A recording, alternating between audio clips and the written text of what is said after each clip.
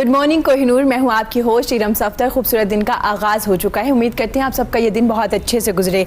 नाजरीन, हकीमुल उम्मत, मुफक्किर इस्लाम और डॉक्टर इलामा इकबाल का आज यौम वफ़ात है। अगर थोड़ी सी बात की जाए इनकी, तो आप सियालकोट में पैदा हुए। आपने फ़ारसी और कानून, फ़लसफ़ा और कानून की डिग्रियाँ हासिल की। आपने शायरी का इंतखाब किया अपने मुसलमानों को जगाने के लिए, बेदार करने के लिए। मुसलमानों को बेदार करने के साथ साथ अगर बात की जाए, आपने नौजवानों के लिए बड़ी बात की, फ़लसफ़ा खुदी पे बड़ी बात की। ये फ़लसफ़ा खुदी क्या है, इस पे आज हम बात करेंगे। आपकी शख्सियत पे बात करेंगे। आप सियालकोट में पैदा हुए, आप 21 अप्रैल को वफ़ात पा गए।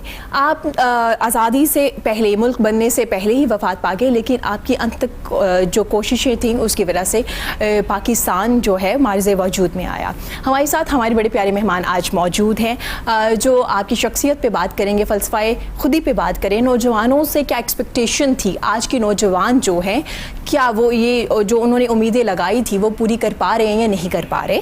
इन तमाम चीज़ों के बारे में आज हम अपने शो में बात करेंगे। और इसके बाद भी हम कोरोना वायरस, चूँकि एक मूजी वबा है, हमारे मुल्क में भी है, हमारे मुल्क से बाहर 200 ममालिक जो हैं इससे मुतासिर हो चुके हैं, उसके बारे में भी आज हम बात करेंगे। मेरे साथ मेरी बड़ी प्यारी मेहमान मौजूद हैं। मारवी खान है, welcome to the show. Ma'am कैसी हैं आप? मैं बिल्कुल ठीक हूँ मैम, बहुत शुक्रिया आपका, क्योंकि जैसे हालात है, लॉकडाउन है, घरों से बाहर निकलना बड़ा मुश्किल हो गया है, लेकिन आपने अपना कीमती वक्त दिया, हम बड़े शुक्रगुजार हैं आपके।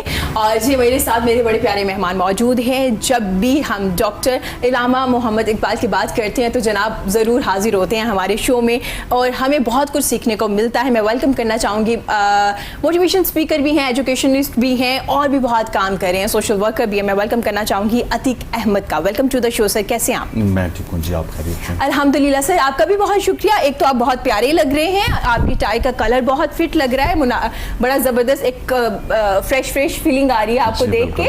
और सर, आज चूँकि हम बात करें इकबाल पे, तो सर उनकी शख्सियत पे बात करेंगे हम? बिल्कुल करेंगे। बात यह है कि अल्लामा इकबाल को समझने के लिए हमें पहले उन हालात को समझना पड़ेगा जो उस वक्त मौजूद थे। पहला जो सबसे पहली चीज़ हमें समझ आती है वो ये है कि उनकी जो तरबियत थी वो उनके घर से शुरू हुई, उनके उस्ताद से शुरू हुई। जो आज हम देखते हैं कि हमारे इर्द गिर्द शोर तो बहुत मचाया जाता है कि जी तालीम के साथ तरबियत होनी चाहिए, मगर उन प्रिंसिपल्स को जाके हम इवैल्यूएट नहीं करते जिन प्रिंसिपल्स के ऊपर जाके उन लोगों की तरबियत हुई। मसलन घर पे ही अरेबिक, फ़ारसी ज़ुबान के तौर पे सिखाई गई। अरेबिक हमारे यहाँ पे मतलब सिर्फ ये कि कुरान पाक की तलावत कर ली बग़ैर समझे हुए तो अरेबिक हो गई, जो कि गलत है। अरेबिक और फ़ारसी पर अबूर था, और इस कदर अबूर था। और पर्शियन क्यों, ये जानना बहुत ज़रूरी है। अल्लामा इकबाल का अबाउट 60% से ज़्यादा कलाम जो है वो फ़ारसी में है। बिल्कुल, क्योंकि जो उस वक्त के आपके इंटरनेशनल हालात थे बरसगीर पाको हिंद के और इर्द गिर्द, तो आपकी जो इंटरनेशनल कम्युनिकेशन लैंग्वेज थी वो पर्शियन थी जी। क्योंकि इधर आप जो ईरान को देख लें, अफ़गानिस्तान का कुछ हिस्सा देख लें, और उधर उस साइड पे अगर आप चले जाएं तो ये रशियन जितनी रियासतें आज हम कहते हैं, हर जगह पे पर्शियन बोली जाती थी। और इंटरनेशनल पॉलिटिक्स का कमाल ये है कि उसमें इर्द गिर्द के लोगों से आपके ज़्यादा अच्छे ताल्लुकात बनते हैं, और उसके लिए आपको फ़ारसी आना बहुत ज़रूरी था। ठीक है। और फ़ारसी उन्होंने सीखी और फ़ारसी में कलाम लिखा, और उसका मकसद यही था कि इर्द गिर्द के लोगों से हमारे कम्युनिकेशन आसान हो जाए। आज भी अगर आप लोगों से सुनते हैं तो ईरान में हम कहते हो देते हैं जी शायर मशरक़ हमारे कौमी शायर और सब कुछ, ईरान में अल्लामा इकबाल की टीचिंग्स के ऊपर हमसे ज़्यादा अमल किया जाता है जी। तुर्की में हमसे ज़्यादा अमल किया जाता है, जर्मनी में हमसे ज़्यादा अमल किया जाता है। क्या वजह है कि हम अमल नहीं कर पा रहे? वो जो रिस्पेक्ट है, हम सिर्फ एक दिन के लिए दे देते हैं, उन पे बात कर लेते हैं, हम एक शो कर लेते हैं, कुछ लोग इकट्ठे हो जाते हैं, उसके बाद हमारी यूथ को इतना नहीं पता, हमारी निसाब का ये हिस्सा नहीं बना, हमें पढ़ाया नहीं गया। क्या वजह है, कहाँ पे कमी नजर आ रही है? ये सारी चीज़ें आपने जितनी कही है सब के सब करेक्ट हैं, और मैं तेज़ी से कमी देख रहा हूँ। अभी आपने कहा कि जी एक दिन है उसमें हम कर लेते हैं, वो दिन भी हमारे उतने ही रह गए जिस दिन को छुट्टी होती है जी। अगर अल्लामा इकबाल डे पे पहले तो खैर दोनों डेज पे छुट्टी हुआ करती थी, अब एक डे पे भी नहीं हो रही, कभी हो जाती है कभी नहीं होती उनकी पैदाइश पे, तो याद नहीं रहता लोगों को। अभी मैं अपने घर से यहाँ तक आते हुए तकरीबन 40-45 मिनट की ड्राइव में कुछ 10 रेडियो चैनल्स बदल के देखे कि शायद कहीं इकबाल की बात हो रही हो, मगर ऐसा बिल्कुल नहीं था, किसी को शायद याद भी नहीं है।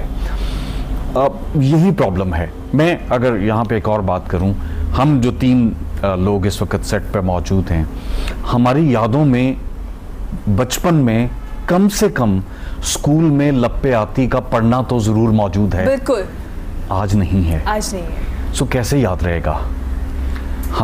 मैं रास्ते में बल्कि ये बात सोचता हुआ आ रहा था कि जब हम बिल्कुल ना समझ भी थे, स्कूल की पहली क्लासेस में उस जमाने में इतनी कम्युनिकेशन नहीं थी तो बच्चे ना समझ हुआ करते थे, मगर वो सबका मिलके लप्पे आती पढ़ना भी एक एक्सपीरियंस था। बिल्कुल आप उसको मैंने देखा हुआ है, बच्चे जोर लगा के पढ़ते थे, बजाय इसके कि अगर नहीं भी लफ्ज समझ आ रहे तो वो फिर इतना याद हो जाता था कि जब आपको समझ आने लग पड़ती थी तो आप उसका कुछ हिस्सा अपनी जिंदगियों में उसके ऊपर अमल किया करते थे।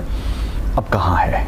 अब मिलेनियल्स को तो अगर आज की डेट में सड़क पे खड़े हो जाएं और लोगों से पूछें आज के दिन की अहमियत, तो उनको नहीं पता होगा जी। तो ये मसाइल हैं। और छुट्टी की वजह से जो बच्चों को याद था वो भी भूल गया। ठीक है, एटलीस्ट छुट्टी के दिन पे बच्चे सवाल कर लेते थे पेरेंट्स से, या टीचर कह देते थे भी कल आपको इस वजह से छुट्टी है, तो कम से कम एक नाम याद रहता था।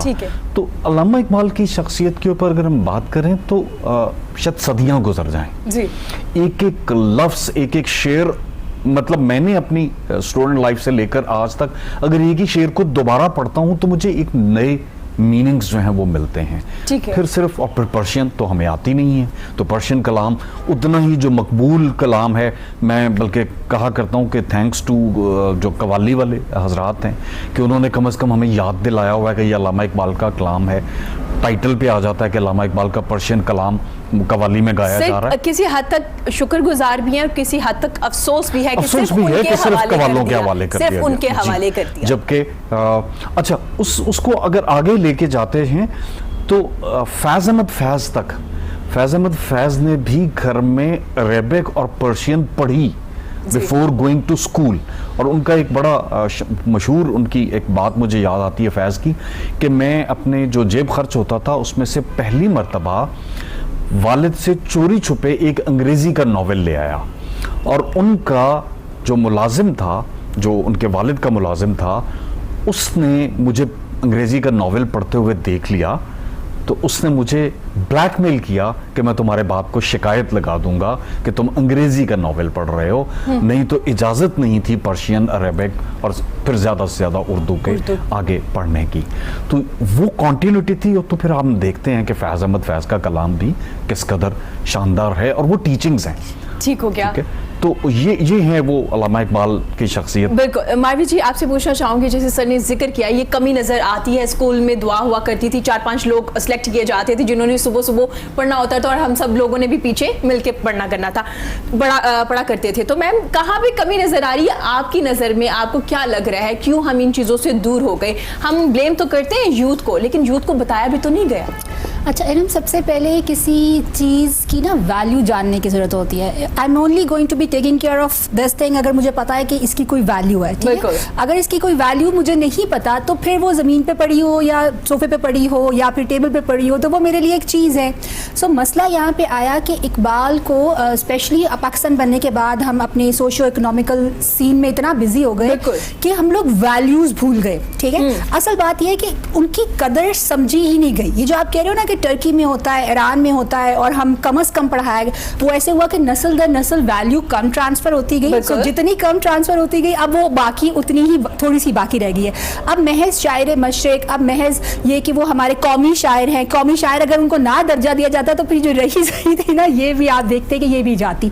सो प्रॉब्लम ये है कि इंडिविजुअल लेवल के ऊपर, इनफरादी सतह के ऊपर आपकी सोच की गहराई में कमी आ गई भी। ठीक है, अब हम बहुत सतही सोचते हैं, अब हम बहुत मटेरियल सोचते हैं, अब हम बहुत वक्ती सोचते हैं। ठीक है, हमें ये होता है कि ये वाला वक्त इसको इस तरह से गुजार दे, इसको इस तरह से पास कर दे एंड दैट्स इट। हम लॉन्ग टर्म नहीं सोचते, हमारी सोचों में विजन की, शऊर की और हिकमत की कमी आ गई। जब हमारी सोच में कमी आ गई तो आप ये सोचो कि फिर जो जिन लोगों की वैल्यूज की आप बात करें उनको समझना हम नहीं समझ सके। जब हम समझ नहीं सके तो आप उसकी कदर नहीं कर सकते, जब उसकी कदर नहीं कर सकते तो फिर ट्रांसफर करना तो नस्लों में इस बहुत दूर की बात है। सो इकबाल का, जैसे सर ने कहा कि बहुत सारा कलाम पर्शियन में है, पर्शियन वो मैं जब आप लोग बात कर रहे थे तो मुझे वो मुहावरा याद आ रहा था, हाथ कंगन को आलसी किया और पढ़े लिखे को फालसी किया। पहले फारसी का मतलब ही, अगर आपको कोई पढ़ा लिखा है तो that means if you know Farsi only then you पढ़ा लिखा, otherwise you are not considered पढ़ा लिखा। सो वो ये मुझे मुहावरा अम्मी ने समझाया था for the first time and then realise कि फारसी कितनी इंपॉर्टेंट समझी जाती थी उस ज़माने में, कितनी वो एक इतनी गहरी ज़बान है फारसी। मैंने थोड़ी सी BA में स्टडी की हुई है और मुझे इतना मज़ा आया जब मैंने उसको पढ़ा, इतनी उसमें गहराई है। मतलब उर्दू बहुत बहुत उसके सामने ना हल्की लगती है। अगर आप देखिए Farsi is a very deep depth वाली लैंग्वेज, इंटेंस लैंग्वेज है फारसी बहुत सारी। सो इकबाल का क्योंकि मेजरली कलाम फारसी में था, उसके बाद जो इकबाल के कलाम में जो समझ करने वाली बात है ना, फिक्र करने। अच्छा, कुरान में सबसे ज़्यादा लफ्ज़ जो इस्तेमाल किया हुआ दैट इज़ फिक्र। या आपने तो वो बिल्कुल फिक्र है। क्यों फिक्र है? अब मतलब क्योंकि हर वक्त, अब जैसे फॉर इंस्टेंस अब ये कोरोना का एक मिसाल चल रही है हमारे यहाँ पे चल रही है, इसको थोड़ा सा रिलेट करें। सो हर वक्त हमें क्या करना है, हमें अपनी फिक्र इस्तेमाल करनी है। सो अल्लाह को तो पता था ना हालात बदलते रहेंगे, लेकिन हर बदलते हुए हालात में एक चीज़ कॉमन है, सेट है for all human beings and that is फिक्र करना। अच्छा, इकबाल के कलाम में आपको फिक्र ही नजर आएगी, आपको समझ पढ़ने की। अभी खुद ही उन्होंने एक जुमला होता है, खुद ही फॉर एग्जाम्पल का एक सेंटेंस है वो कि खुद ही को कर बुलंद इतना। अच्छा जी, अब ना बुलंदी का मतलब, अब खुद ही का मतलब कर, खुद को कर, मतलब बैठे रहो और सोचते रहो और फिक्र में रहो। सो जो फिक्र करने की जो आदत है ओवरऑल कल्चरली सोसाइटी में वो बहुत कम हो गई है। तो फिर जिन लोगों का शेर आपको समझने पड़ेंगे ना, जिनका कलाम आपको समझना पड़ेगा, आपको एक्चुअल में ना टाइम स्पेंड करना पड़ता है खुद के साथ भी और उस कलाम के साथ भी। टू बी ऑनेस्ट, मुझे कभी ऐसा नहीं हुआ कि मैं एक पूरी नज़म इकबाल की पढ़ सकूं। पूरी नज़म में एक साथ नहीं पढ़ सकती। ये दो लोग ऐसे हैं जिनके साथ ये मेरा केस है। एक रूमी के साथ, जलालुद्दीन रूमी को मैं कभी पढ़ना शुरू करूं या फिर इकबाल को पढ़ना शुरू, मैं इन दोनों को कभी भी एक साथ नहीं पढ़ सकती, एक पूरी नज़म एक साथ नहीं पढ़ सकती। इसलिए कि पहला शेर पढ़ो और रुक जाओ। ठीक है, पहले तो उसको समझने में, उसको उसकी डेप्थ में उतरो। आई मीन उसके अंदर जाओगे तो आप आगे जाओगे ना। मैं पहले में ही अटक जाती हूँ। आई एम लाइक स्टॉप, ठीक हो गया स्टॉप। तो मैं आपके सवाल पे फिर वापस आऊंगी कि क्या कोई हल है इसका? हल तो अभी हम कोई कम बैक कर सकते हैं? बिल्कुल कर सकते हैं। किस तरह से कर सकते हैं? अच्छा, कर सकते हैं। अगेन वैल्यू समझिए। पहले तो आप देखिए, सबसे पहली बात यह है कि अब बहुत बहुत इंटरेस्टिंग बात है कि जो आपके प्राइम मिनिस्टर है, अल्हम्दुलिल्लाह ही नोज अ लॉट। कुछ वैल्यू जो है उनकी बातों से, उनके जिक्र से ऐसा लगता है कि ही नोज इकबाल। ठीक है, अगर उनको इकबाल समझ में आ गई, इसीलिए बहुत ज़्यादा जब यूनिवर्सिटीज़ की बात करते हैं, जब बहुत ज़्यादा तालीम की बात करते हैं तो बार बार बोलते हैं कि इकबालियात को बच्चों को पढ़ाया जाए। अच्छा, अभी जो सब्जेक्ट पढ़ाया ना, अल्लाह का वास्ता इकबालियात पढ़ाया ना तो बच्चे और दूर हो जाएंगे। ठीक है, और दूर हो जाएंगे। सब्जेक्ट बना के मत पढ़ाइएगा प्लीज़। ठीक है, इसको अगर फॉर अगेन वैल्यू अगर ये हो कि ये ज़िंदगी में इम्प्लीमेंट करना कितना ज़रूरी है, तो सब्जेक्ट बना के आप जिस चीज़ को पढ़ाते हैं ना, बच्चे उससे दूर हो जाते हैं। ठीक है, थोड़ा कंफ्यूजन है, राइट? क्योंकि अंग्रेजी कभी नहीं ना ये वैसे सब्जेक्ट बना के पढ़ाई, लेकिन अगर एक गाना सुन लेना तो वो याद हो जाता है। ठीक है, वो मैथ्स कभी नहीं ना आया, अगर सब्जेक्ट पढ़ाया, अगर शॉपिंग करने जाते हैं प्लस माइनस करते हैं तो हमें मैथ्स आ जाता है। सो सब्जेक्ट जिस चीज़ का इम्तिहान डाल के उसके ग्रेड लेवल के ऊपर बात करके सब्जेक्ट बना के आप जिस चीज़ को पढ़ाएंगे वो कभी याद नहीं आएगी। But yes, let Iqbal sink into all your education system. ठीक है, उसकी वैल्यू समझ के उनकी फिक्र को, उनकी जो अफकार है ना, उनको ये ऑलरेडी हो चुका है, इसको करने की जरूरत नहीं है, उनको शामिल कीजिए। और ये it can be implemented in every subject, B it science. एक तो जो हमने सेग्रीगेशन की हुई है ना, जो कंपार्टमेंटलाइज किए हुए, ये उर्दू की किताब में तो इकबाल आ सकते हैं, मगर साइंस की किताब में इकबाल नहीं आ सकते। मगर सोशल स्टडीज की किताब में वो तो खैर क्योंकि वो शायरी मशरिक है वो नहीं है, लेकिन दूसरी किताबों में फिजिक्स में, chemistry there is a lot that you can extract actually. ठीक हो सो गया। उनकी फिक्र को अगर आप शामिल करेंगे तो यू कैन डू समथिंग। ठीक है सर, मैम जैसे जिक्र करें कि एज अ सब्जेक्ट ना पढ़ाइएगा इन्हें, आप वैसे कोई लेक्चर, कोई सेमिनार्स या डेली कुछ ना कुछ उनके बारे में बताते रहिए। सर आप एग्री कर रहे हैं कि एज अ सब्जेक्ट नहीं पढ़ाना चाहिए? बिल्कुल, मैं या पढ़ाना 100% एग्री कर रहा हूँ, 100% एग्री कर रहा हूँ। इकबाल की सिर्फ शायरी तो नहीं है जी। इंटरेस्टिंग बात यह है कि इकबाल का जो सिर्फ थीसिस है पीएचडी का, वो तो इकोनॉमिक्स के बेतहाशा प्रिंसिपल्स को टच करता है। ठीक है, कैरेक्टर है उनका, पूरा किरदार है, उनकी अमाल हैं, उनकी अपब्रिंगिंग है, उनके वालिदैन की अपब्रिंगिंग है। सो वो बहुत जगह इंप्लीमेंट हो सकता है। देखिए, मारवी ने भी जिक्र किया फारसी का। फारसी को उस जमाने के हिसाब से देखिए जी। पॉलिटिक्स की किताबें पर्शियन में मौजूद थी जी। मेडिसिन की किताबें पर्शियन में मौजूद थी। ठीक है। एग्जैक्टली। और अल्लामा इकबाल ने, हम सबको पता है कि कुरान पाक के वो चीज़ें जो प्रैक्टिकल हैं, रिचुअल्स के से ज़्यादा जो जी। प्रैक्टिकल हैं, जो कुरान भी हमें कहता है कि यार ये तुम करो, जो कि इंसानी कदरों के हवाले से हैं, जी। जो प्रैक्टिकली करने के अमल की चीज़ें हैं, ठीक है। उसको उस जमाने की जुबानें जो थी पर्शियन और उर्दू, उसमें लिख के आपको दिया आसानी से। जाहिर है कुरान, जाहिर है अल्लाह की किताब है, उसका समझना कुछ और जी। तरीके से होगा। ठीक उसके है। लिए हमें एक बाकायदा आलिम चाहिए होगा समझने के लिए, या आपकी अपनी होनी चाहिए। तो इकबाल ने उसको ट्रांसलेट करके दिया। ट्रांसलेट का मतलब ये नहीं है कि सिर्फ इबादत के लिए ट्रांसलेट करके दिया, ठीक नहीं, ट्रांसलेट करके दिया कि भाई जाओ और जाके इम्प्लीमेंट करो अपनी दुनियावी जिंदगी में भी। ठीक है। कुरान पाक भी यही कहता है, और इकबाल ने उसको उस जमाने की जुबानों में करके दिया। इकबालियात की जो मारवी ने बात की, ये मैं 100% एग्री करता हूं कि जो भी सब्जेक्ट आप नया लेके आते हैं, अगर आप उसको टेस्ट के लिए डाल दें तो बच्चे, आज मैं कॉमन एग्जांपल दिया करता हूं, बच्चे आज घरों में बैठे हुए मोबाइल्स के थ्रू, टैब्स के थ्रू, लैपटॉप्स के थ्रू हर काम कर रहे हैं। बिल्कुल।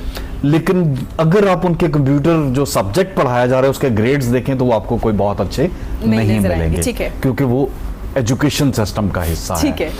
और ये जो है, ये वो न्यू बॉर्न बच्चा भी टच सिस्टम सीख जाता है। सो ये डिफरेंस है।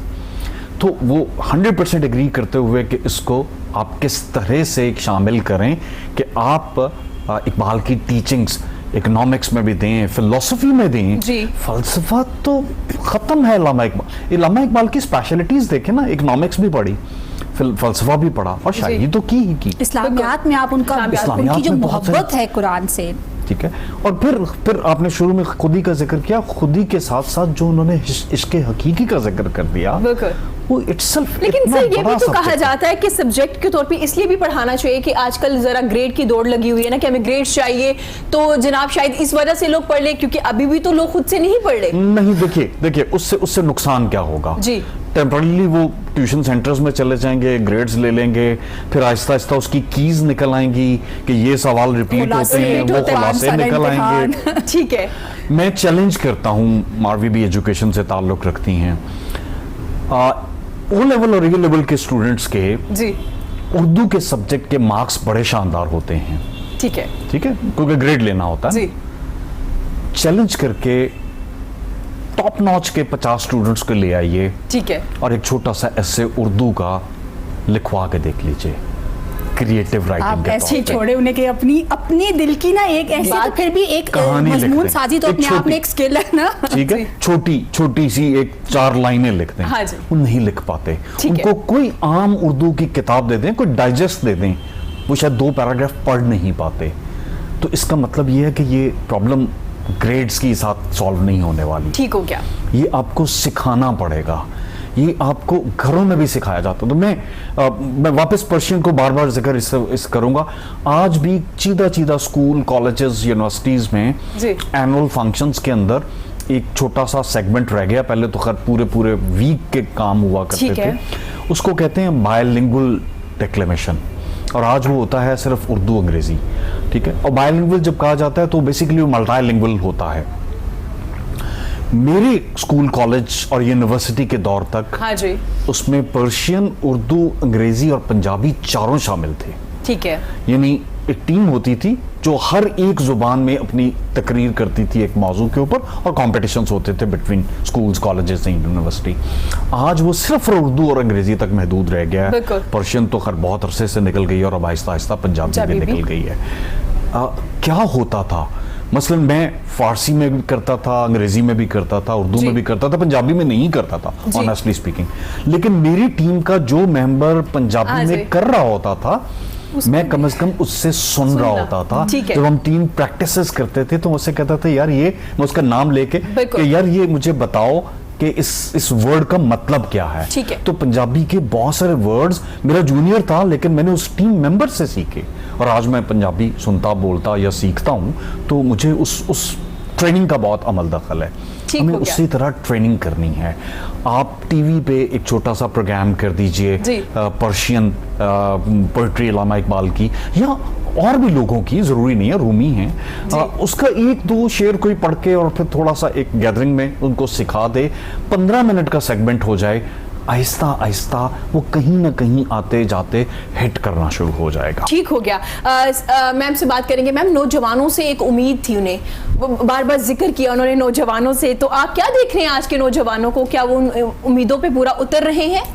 अच्छा, ये क्वेश्चन शायद I will not be answering जो आप चाह रहे हैं ना, मैं वो बिल्कुल आंसर नहीं करने वाली हूँ। मैं कुछ नहीं चाह रही, मैं वही चाह रही हूँ, मैं बिल्कुल फेवर करने वाली हूँ अपनी यूथ को, मैं बिल्कुल वो आंसर नहीं करने वाली। पता है क्या बात है, अब इंसान होते हैं, लोग होते हैं, बचपन या जवानी ये एक फेजेस होते हैं, ठीक है। हर ज़माने में जिस तरह के हालात होते हैं, सिचुएशन होते हैं, हम उस तरह से बड़े होते जाते हैं, ठीक है। उस वक्त इकबाल ने, क्योंकि नौजवान हमारे एशियन सब कॉन्टिनेंट में हमेशा से, या आप क्योंकि हमारी जो यूथ की जो पॉपुलेशन है ना, वो हमेशा से ज्यादा रही है, so that's where it actually हमारी पावर भी, अभी भी इस वक्त आप देख ले तो पाकिस्तान में आपके पास जो आपके मोर देन 68% ऑफ जो पॉपुलेशन है, दैट इज बिटवीन आपकी जो है वो यंगस्टर्स की है, जो यूथ की है। मुझे एग्जैक्ट एज फिगर नहीं याद, but exactly I guess it's between 5 to 18 है जो आपकी बिटवीन जो है पॉपुलेशन है। आप इमेजिन कर सकते हैं कि इतना आपके पास पावर है, ह्यूमन पावर है जो हार्नेस किया जा सकता है। सो इकबाल ने भी उस वक्त, बिकॉज अगैन सर ने बताया जैसे इकोनॉमिक्स एंड ऑल दैट, उनको पता था कि जो यूथ पॉपुलेशन है दिस इज दी मोस्ट। अच्छा, वो खाली मोस्ट होने के बाद वो इंटेंस भी बहुत होती है, ठीक है। उसमें पैशन जो होता है वो टॉप के ऊपर होता है आपका। उसके अंदर जो उसकी एबिलिटीज होती हैं वो बहुत ज़्यादा, मतलब बूस्ट के ऊपर होती है, रोबस्ट होती है। इसीलिए किसी भी माशरे में यूथ जो होती है वो हमेशा बहुत अहम किरदार अदा प्ले कर सकती है, बिकॉज उसके अंदर बहुत सारी पावर्स होती हैं, ठीक है। That needs to be channelised, if channelised properly कर सकती एग्जैक्टली। वो मैं अभी तो मैं सिर्फ पोटेंशियल की बात कर रही हूँ, अभी तो मैं सिर्फ पोटेंशियल की बात कर रही हूँ कि क्यों हर जगह ये नौजवान बेचारे हर जगह रगड़े जाते हैं, या उनका नाम लेके यूथ यूथ यूथ कहा जा रहा होता है। पहली चीज़ तो पॉपुलेशन इन जो नंबर्स है, दूसरी चीज़ उनका पैशन होती है, उनकी जो इंटेंसिटी होती है, उनकी जो एनर्जी होती है, उसको चैनलाइज करने की बात होती है, राइट। ठीक है। अच्छा, अब जब इकबाल ने इस चीज़ को महसूस किया और उन्होंने कहा, सो यहाँ पे आ जाती है तरबियत का अमल बीच में शामिल हो जाता है। इकबाल को पता था कि if I am able to address these people, तो इनसे नस्लें आगे बढ़नी है, right. They are on the edge of जो है वो जो एडल्ट के एज पे होते हैं, तो वहाँ पे आगे उन्होंने अपनी प्रैक्टिकल लाइफ में जाना होता है। इसलिए उन्होंने बहुत ज़्यादा यूथ को एड्रेस किया। जो बड़े हो जाते हैं, जो बड़े लोग हैं, जो एल्डर एक्सट्रीम में चले जाते हैं, वो अपनी ज़िंदगी गुजार चुके होते हैं, उसके बाद उन्होंने एक अलग से उनकी अपनी प्रैक्टिकल लाइफ चल रही होती है। जो छोटे बच्चे होते हैं वो सीख रहे होते हैं। यूथ इज़ समथिंग जिसको आप जो देंगे ना, उसमें वो कम से कम 2 से 3 डेकेड साथ लेके चलना, ठीक है। सो पहली चीज इसीलिए इकबाल ने उस यूथ को टारगेट किया कि इन्होंने जो है ना 2 से 3 दिहाइयां अभी मेरी जो सोच है उसको लेके चलना, और इसीलिए वो चलती भी रही। ठीक है। अब यहाँ पे जो उनकी तवक्कुआत थी यूथ से, वो तवक्कुआत यूथ से नहीं थी बेसिकली। उन्होंने कभी भी उन्होंने, जैसे सर ने कहा, उन्होंने दिया है। उन्होंने ये नहीं किया कि पहले दिए बगैर उनसे मैं कहूँ कि मुझे दे दो, ठीक है। If you don't have something you can't give it to me, ठीक है। उन्होंने पहले तरबियत पे तवज्जो दी यूथ की। पहले उन्होंने नौजवानों को बताया ये चीज़ है, ये उन्होंने अपने पहले उसको सिखाया, उनकी तरबियत पे तवज्जो दी, एंड देन लेटर ऑन उन्होंने डिमांड की, भाई इसके ऊपर अमल करके यू कैन डू दिस और यू कैन डू दैट। ठीक हो गया, हमारा पहले दिया फिर लिया। अब आप क्या एक्सपेक्ट करें, अब आप क्या करें कि हम कुछ नहीं दे रहे और हम कुछ ज्यादा देना दे तो रहे बड़ी दूर की बात है, हम सिर्फ ये कह रहे हैं ये करो ये करो ये करो। अरे भाई पहले तरबियत पे तो आ जाइए, पहले अगर या तो आपने उनकी कैपेसिटी पूरी कर दी, उनका पोटेंशियल पूरा कर दिया, उनकी तरबियत वाला एलिमेंट पूरा कर दिया है, हैव यू गिवन देम, तो फिर आप उनसे अच्छा ठीक है सर, यही सवाल मैं बिल्कुल यूथ के खिलाफ नहीं हूँ और मैं बिल्कुल कहती हूँ मैं भी नहीं हूँ हूँ बिल्कुल सर। मैम ने कहा कि जी पहले देना पड़ेगा फिर हम उनसे कुछ वापस लेंगे, जब तक देंगे नहीं तो हम उनसे क्या उम्मीदें लगा सकते हैं। सर वापस आ जाते हैं फलसफा खुदी, जिसका बहुत जिक्र किया जाता है जब भी कोई बात होती है कि फलसफा खुदी है क्या, क्यों कहा गया। तो चले नौजवानों को पहले हम देंगे फिर हम उनसे कम बैक कुछ मांगेंगे, वापस मांगेंगे। सर ये फलसफा खुदी क्या है? देखिए मैं हम लोग रात का खाना यहीं पे खाने लगे। मैं तो एक्सपर्ट ही नहीं हूँ इस बात का। उसका फलसफा खुदी समझने के लिए जी तो शायद एक पूरी जिंदगी और चाहिए किसी को भी समझने के लिए। देखिए उस जो मार्वी ने बात की वो कई शेरों में भी जिक्र आता है, ज़मानो मकान। वो ज़मानो मकान वो एनवायरनमेंट है, वो जो इर्द गिर्द का माहौल है वो बहुत इंपॉर्टेंट है। ठीक है। उस वक्त नौजवान मुस्लिम या नौजवान मुकामी तौर पर डिप्रेशन में था, आपके पास जॉब्स नहीं थी, आप एजुकेशन में नहीं थे जी, आप पावर में नहीं थे, चैनलाइज्ड नहीं थे। तो एक ही मिसरा बहुत है समझने के लिए, कभी ये नौजवान मुस्लिम तदब्बर भी किया तूने। तो पहले उन्होंने कहा कि तदब्बर करो, तदबीर करो। ठीक है। वो करने में भी आपको एक पूरे प्रोसेस से गुजरना पड़ता है। ठीक है। तदब्बर एक वर्ड है बट ये एक वर्ड नहीं है, ये एक वैल्यू चेन है, आपको एक पूरा सिस्टम बनाना पड़ेगा। इसी तरह से खुदी तो उससे कहीं बड़ा एक आफाकियत का वर्ड है। ठीक है। और फिर उस खुदी को इकबाल ने रिलेट किस चीज से किया, वो दूसरा बड़ा वर्ड जो बहुत पॉपुलर भी है और हम सबको पता भी है, वो शाहीन है। वो खुदी को एक्सट्रैक्ट तमसील दी इकबाल ने उस शाहीन से जो टॉप ऑफ द टॉप रहता है। ठीक है। ठीक है, वो कभी नीचे नहीं आता, वो पहाड़ों की चट्टानों पर रहता है, वो अपना हर काम खुद करता है। और बहुत कॉमन चीजें ना, मेरे एक नई सबको पता है कि वो मरा हुआ जानवर नहीं खाता। किसी वो का मरा हुआ जानवर एक वो भी एक तमसील है। ठीक है, कि गलत काम में मत जाओ। ठीक है। मरा हुआ गोश्त, जब हदीस की बात करते हैं तो झूठ बोलना, गीबत करना, ये बिल्कुल ऐसे ही है जैसे आप मुर्दार गोश्त खा रहे हैं। तो क्या इसका मतलब है कि इनसे भी हमें दूर रहना है? तो खुदी के फलसफे की वो मैं एक मजाक में बात किया करता हूँ कि ये प्याज की मानद है, खोलते चले जाएं, खोलते चले जाएं, खोलते चले जाएं और हर परत खोलते हुए एक नई चीज पाएं। ठीक है सर, उन्होंने शाहीन की खुसूसियात बयान की और फिर उनको जवानों के साथ रिलेट कर दिया। मैम पहले वाले और अब वाले दोनों जवानों के साथ रिलेट कर दिया उन्होंने। मैं साइड लेने लगी हूँ फौरन से यूथ की। तो सर खुसूसियात जैसे आपने जिक्र किया कि आसमान की तरफ देखता है और बुलंद उड़ने की एक ख्वाहिश होती है और उड़ता भी है, मुर्दा नहीं खाता, किसी का शिकार किया हुआ जो है गोश्त वो नहीं खाएगा। सर आज के जो नौजवान, चले हमने उनको अभी तक कुछ नहीं दिया, हम कोशिश कर रहे हैं कुछ ना कुछ दे दें, क्योंकि कहीं ना कहीं मैं भी यूथ में आती हूँ, इसलिए मैं बता देती हूँ आपको। आप दोनों आते हैं, आप दोनों आते हैं। हमने कुछ नहीं बोला, कुछ नहीं। ये खुसूसियात कहाँ पे हमें ढूंढनी पड़ेगी? कोई एक आध खुसूसी जो है उसकी खासियत वो हम में मौजूद है? जी मौजूद है। मैं कभी ये नहीं कहता, मायूसी नहीं हूँ है बिल्कुल। अच्छा ठीक है, मायूसी नहीं। अल्हम्दुलिल्लाह मैं गुज़श्ता कम से कम 20-25 साल से पढ़ा रहा हूँ, स्पार्क्स मौजूद हैं। प्रॉब्लम एरिया है जो मार्फी ने भी जिक्र किया कि आपने दिया क्या उनको। ठीक है। आप उनको सिखाते हैं। मैं CSS एकेडमी में कभी कभार अगर लेक्चर देने के लिए जाता हूँ, बड़े चार्ज्ड अप होते हैं। ठीक है। यूनिवर्सिटियों में अगर आप बात करें यंगस्टर्स के साथ, जो रेगुलर स्टूडेंट पढ़ने वाला है, तो वो सच बोलना चाहता है जी। वो अच्छी चीजें करना चाहता है मुल्क के लिए, वो सब कुछ करना चाहता है।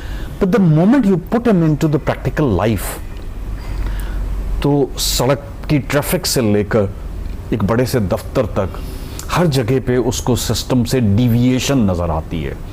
मैं अगर रात को लेट कहीं जाते हुए रेड सिग्नल पे स्टॉप हो जाता हूं तो मेरे दाएं बाएं वाले जो हैं वो नहीं रुकते हैं, ठीक है।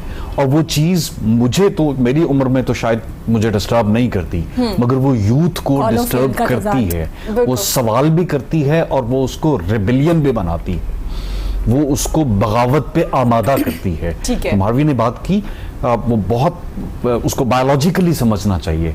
यूथ चार्ज्ड अप है, केमिकली चार्ज्ड अप है, ठीक है। उसके अंदर केमिस्ट्री ऐसी है कि वो चार्ज्ड अप है। आपने उसको चैनलाइज करना। ये एक पानी है बहुत बड़ा सा, बहुत बड़ा सा पाइप है। आप उसके आगे स्टॉपर्स लगाएं, आप उसके आगे चैनल्स बनाएं, उसको मुख्तलिफ जहते दे दें तो वो पॉजिटिव एनर्जी के तौर पे काम आएगा। और अगर आप उसको खोल दें इस जगह पे लाके तो वो यहाँ पे सवाए तबाही मचाने के और कुछ नहीं करेगा। तो चैनलाइजेशन की प्रॉब्लम है।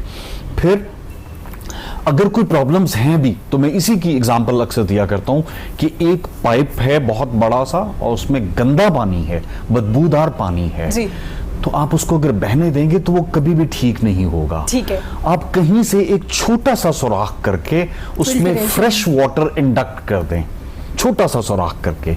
पीछे से गंदा पानी भी आ रहा है लेकिन छोटा पानी वक्त लेगा, मगर आहिस्ता आहिस्ता उस बदबूदार पानी को न्यूट्रलाइज करेगा और फिर अल्टीमेटली साफ पानी में कन्वर्ट हो जाएगा, क्योंकि उसका इंजेक्शन हो रहा है। ठीक है। हमारे सिस्टम में उस इंजेक्शन की जरूरत है कि हमें करेक्टनेस की तरफ से जाना है।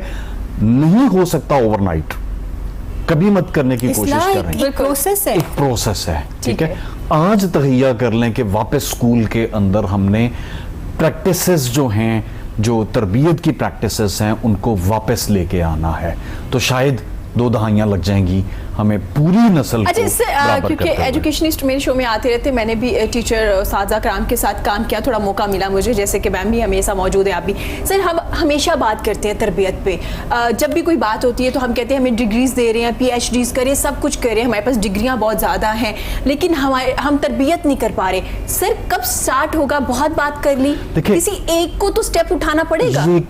फिर ये मिसकम्युनिकेशन है जी, हो रही है, मगर इंडिविजुअल हैसियतों में। आई नो मेरे इर्द गिर्द मेरे शायद जितना सोशल सर्कल है वो सारा ही तरबियत कर रहा है। अच्छा, ठीक है। मैं क्योंकि मैं अगर खुद करने की कोशिश कर रहा हूं तो मुझे उसी तरह के लोग मिलेंगे, ठीक है, और उसी तरह के लोग मेरे हल्का अहबाब में आएंगे। मेरे स्टूडेंट्स में भी, पुराने स्टूडेंट्स में भी, वो जब अब प्रैक्टिकल लाइफ में है तो वो भी चीजों को अच्छा करने की कोशिश कर रहे हैं। मगर जब हम बात करते हैं तो हम सिस्टम की बात करते हैं। बिल्कुल, अक़वाम की तरबियत डिफरेंट होती है, एक इज्तिमा की तरबियत डिफरेंट होती है और इंफरादी तरबियत डिफरेंट होती है। सिस्टम की बात कर रहे हैं हम, सिस्टम की बात इसलिए कर रहे हैं कि हमें बाय हुक और बाय क्रुक स्कूल सिस्टम को कहना पड़ेगा कि this is what you have to do, otherwise kind of उनके पास लाइसेंसेस हैं तो लाइसेंस कैंसल्ड है। ठीक है, ठीक है। देखिए, गवर्नमेंट की रिट इस मुश्किल वक्त में जितनी अच्छे तरीके से हमने देखी है वो हमने कहीं नहीं देखी। ये वही पुलिस सड़कों के नाके के ऊपर खड़ी हुई है जो ओवरनाइट चेंज नहीं हुई, नए लोग नहीं आए।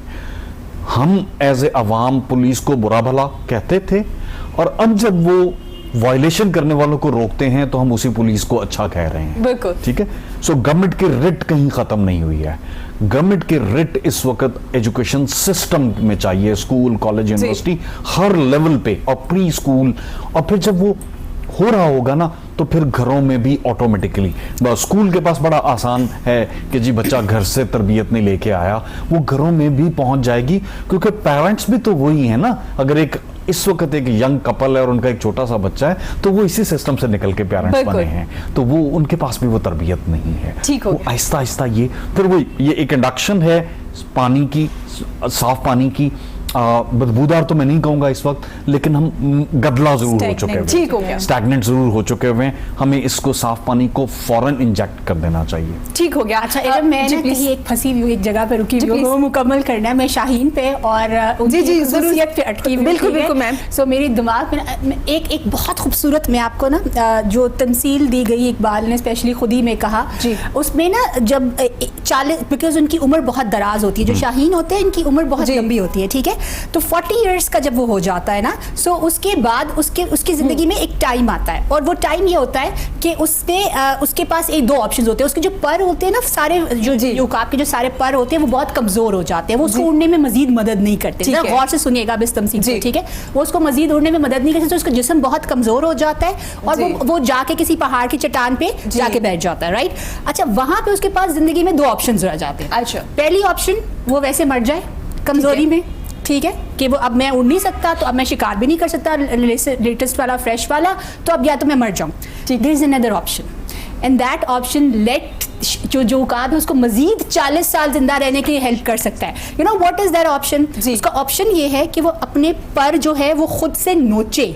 अच्छा, वो अपने पर खुद से नोचे, ठीक है, उनको कंप्लीट अपने आप को बिल्कुल फेदरलेस कर दे एक वक्त, और in then spend a few, काफी टाइम लगता है, काफी महीने लगते हैं, कुछ काफी महीने लगते हैं, वो उसी बेबसी में, वो बेइख्तियारी उस टाइम वो होगी, अपना सारा इख्तियार दे देने के बाद, और फिर वो पर आने शुरू हो जाएंगे। जब वो आने शुरू होते हैं तो फिर बॉडी में एक नई एनर्जी उसकी आने शुरू होती है, एंड दैट लेट नुकाब लिव फॉर अनदर 40 इयर्स।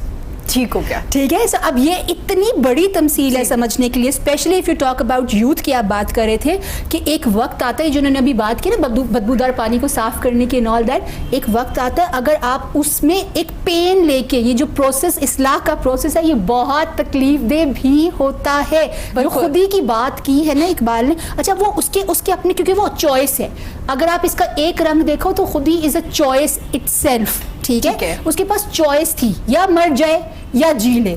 अगर जीना है और प्रॉपरली जीना है तो उस तकलीफ से उसको गुजरना पड़ना था।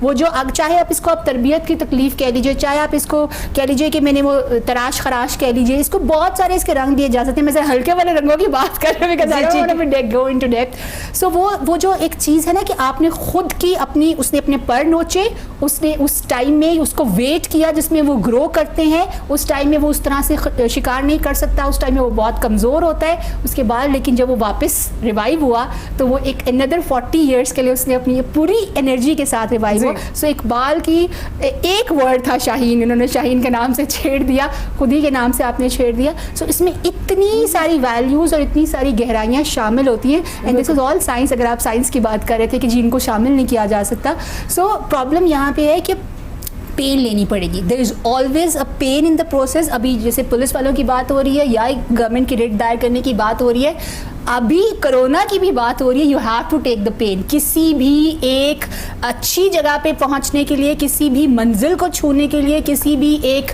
टेम्परेरी मंजिल कुछ नहीं होता, मगर उसको छूने के लिए you have to go through a process, and the process pain से गुजरता है, उसके बगैर कुछ नहीं हो, पेन नो गेन।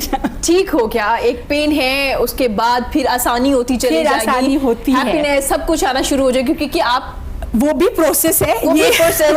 ठीक है मैम, वापस आते, क्योंकि आपने जिक्र किया था कि इस्लामियात में भी उनको कर सकते हैं, क्योंकि इकबाल ने तस्वुर दिया कि जो इस्लाम है वो मजहब नहीं है, दीन है। इस पे डॉक्टर इसरार की सर एक बहुत लंबा लेक्चर था जो मैंने देखा, और मैंने देखा उन्होंने इतना अप्रिशिएट किया, उन्होंने कहा मैं क्रेडिट देता हूँ इकबाल साहब को कि उन्होंने ये क्लियर किया, एक तस्वुर किया। सर कुछ कहना चाहेंगे आप इस बारे में? देखिए, इकबाल पे शुरू में तो काफिर होने के इल्जाम पे लगे, बिल्कुल, ठीक है। जब आप बहुत सोचते हैं ना तो आप पे काफिर होने का इल्जाम वाजिब हो जाता है। अब कोई किसी भी मजहबी रहनुमा की तकरीर मुकम्मल नहीं हो पाती, उसकी शायरी का जिक्र किए, ऐसे ही है सर, बिल्कुल ऐसे है। तो ये समझने में देर लगी। Iqbal was ahead of times, ठीक है। वो हम आज भी जो थोड़ा, हम बहुत थोड़ा समझते हैं, जो ज़्यादा समझते हैं, वो लोगों की भी बात अगर करें तो आज के मतलब अगर मेरे पास समझ हो इस कदर, मैं सारा इकबाल का कलाम उठा के पढ़ना शुरू करूं तो मुझे यकीन है कि जो करंट सिचुएशन चल रही है वबा की, उसके बारे में भी बहुत सारी तहकीक इकबाल ने की होगी और उसने लिखा होगा, जो या कम से कम तमसील जरूर होगी। नुक्ते जोड़ने हमारे ऊपर है ना, वो नुक्ते तो दिए गए हैं ऑलरेडी, वो कहा होगा उसने। तो तसव्वुर दीन मतलब वो उससे बड़ा आशिक रसूल नहीं था। बिल्कुल, उन्होंने कहा अल्लाह और नबी से अपना जो कनेक्शन है वो स्ट्रॉन्ग कर लें, बार-बार जिक्र किया। तो दुनियात में मतलब या इस्लामियात जो भी आप सब्जेक्ट करें, उसमें हम जहाँ पे बहुत सारा कुरानी इल्म दे रहे हैं अपने बच्चों को, जो कि बहुत ज़रूरी है, इकबाल का तसव्वुर इश्क विद अल्लाह ताला, उसके बेसिक्स देखिए। वो जो मैं वापस उसी जगह पे आऊँगा जहाँ मारवी ने स्टार्ट किया था कि don't make it a marks race for that matter.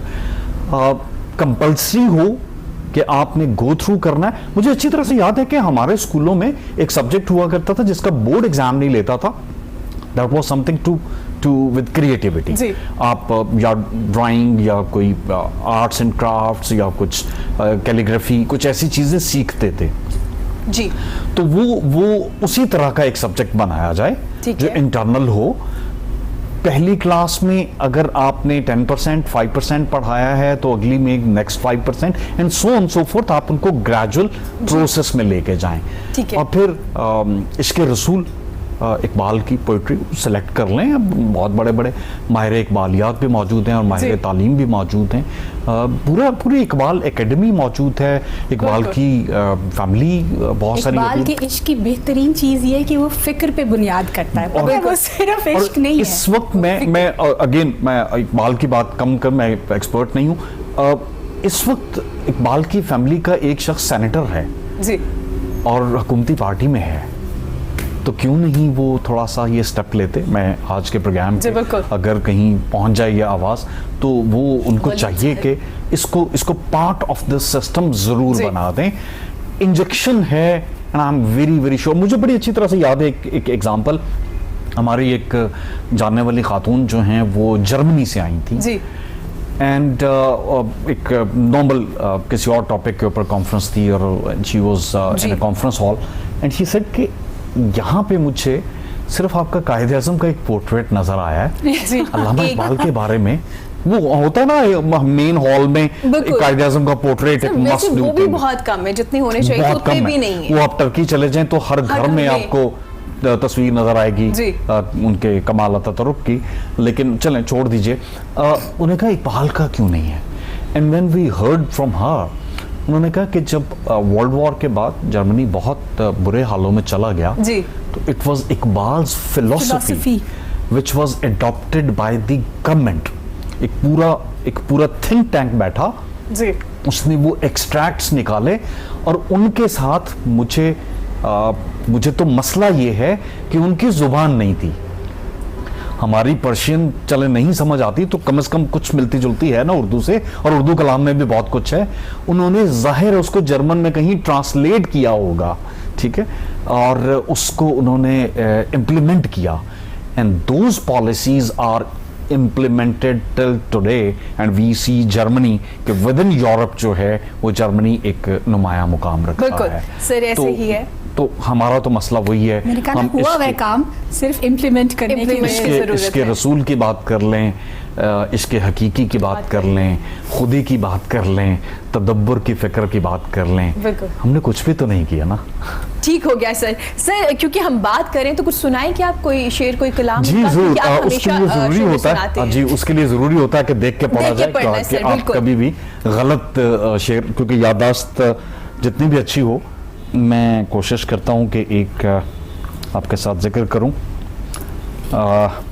हाँ जी। इकबाल कहते हैं कि अपने मन में डूब जा, अपने मन में डूब कर पा जा सुराग जिंदगी, तू अगर मेरा नहीं बनता न बन, अपना तो बन, अपना तो बन।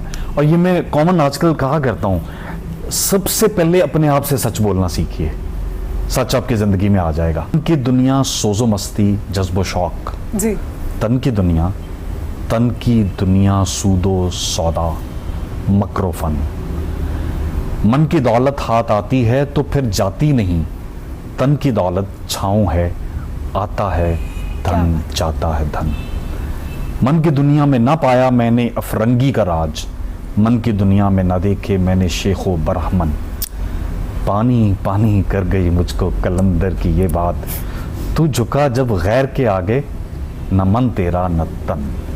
तो गैर के आगे तो झुकना नहीं है, और आज सिर्फ इसी को अगर हम इम्प्लीमेंट कर लें, क्या बात कि हम गैर के आगे झुकने की बजाय झुकें अल्लाह के आगे, क्या बात है, जो एक है, तो बस फिर कितना इसमें तो कोई बहुत बड़ी साइंस नहीं है, नहीं, इसमें फिलॉसफी है। बहुत बड़ा फलसफा है, फिलॉसफी है। तौहीद का फलसफा और एक के आगे झुकने का फलसफा, ईमान। मैंने कहा फिलॉसफी है मगर साइंस नहीं है। तो इस फिलॉसफी को अडॉप्ट करना ये नहीं मुझे चाहिए कि मुझे इतने ज्यादा रिसोर्सेज चाहिए तो मैं ये कर पाऊंगा, अंदर नहीं चाहिए, वो अंदर ही नहीं। ब्रेक से अंदर पहले मैं से। चाहूंगी अगर आप कोई शेर सुनाना चाहें। अच्छा, मुझे तो ये जरूरी है, ये जरूरी है।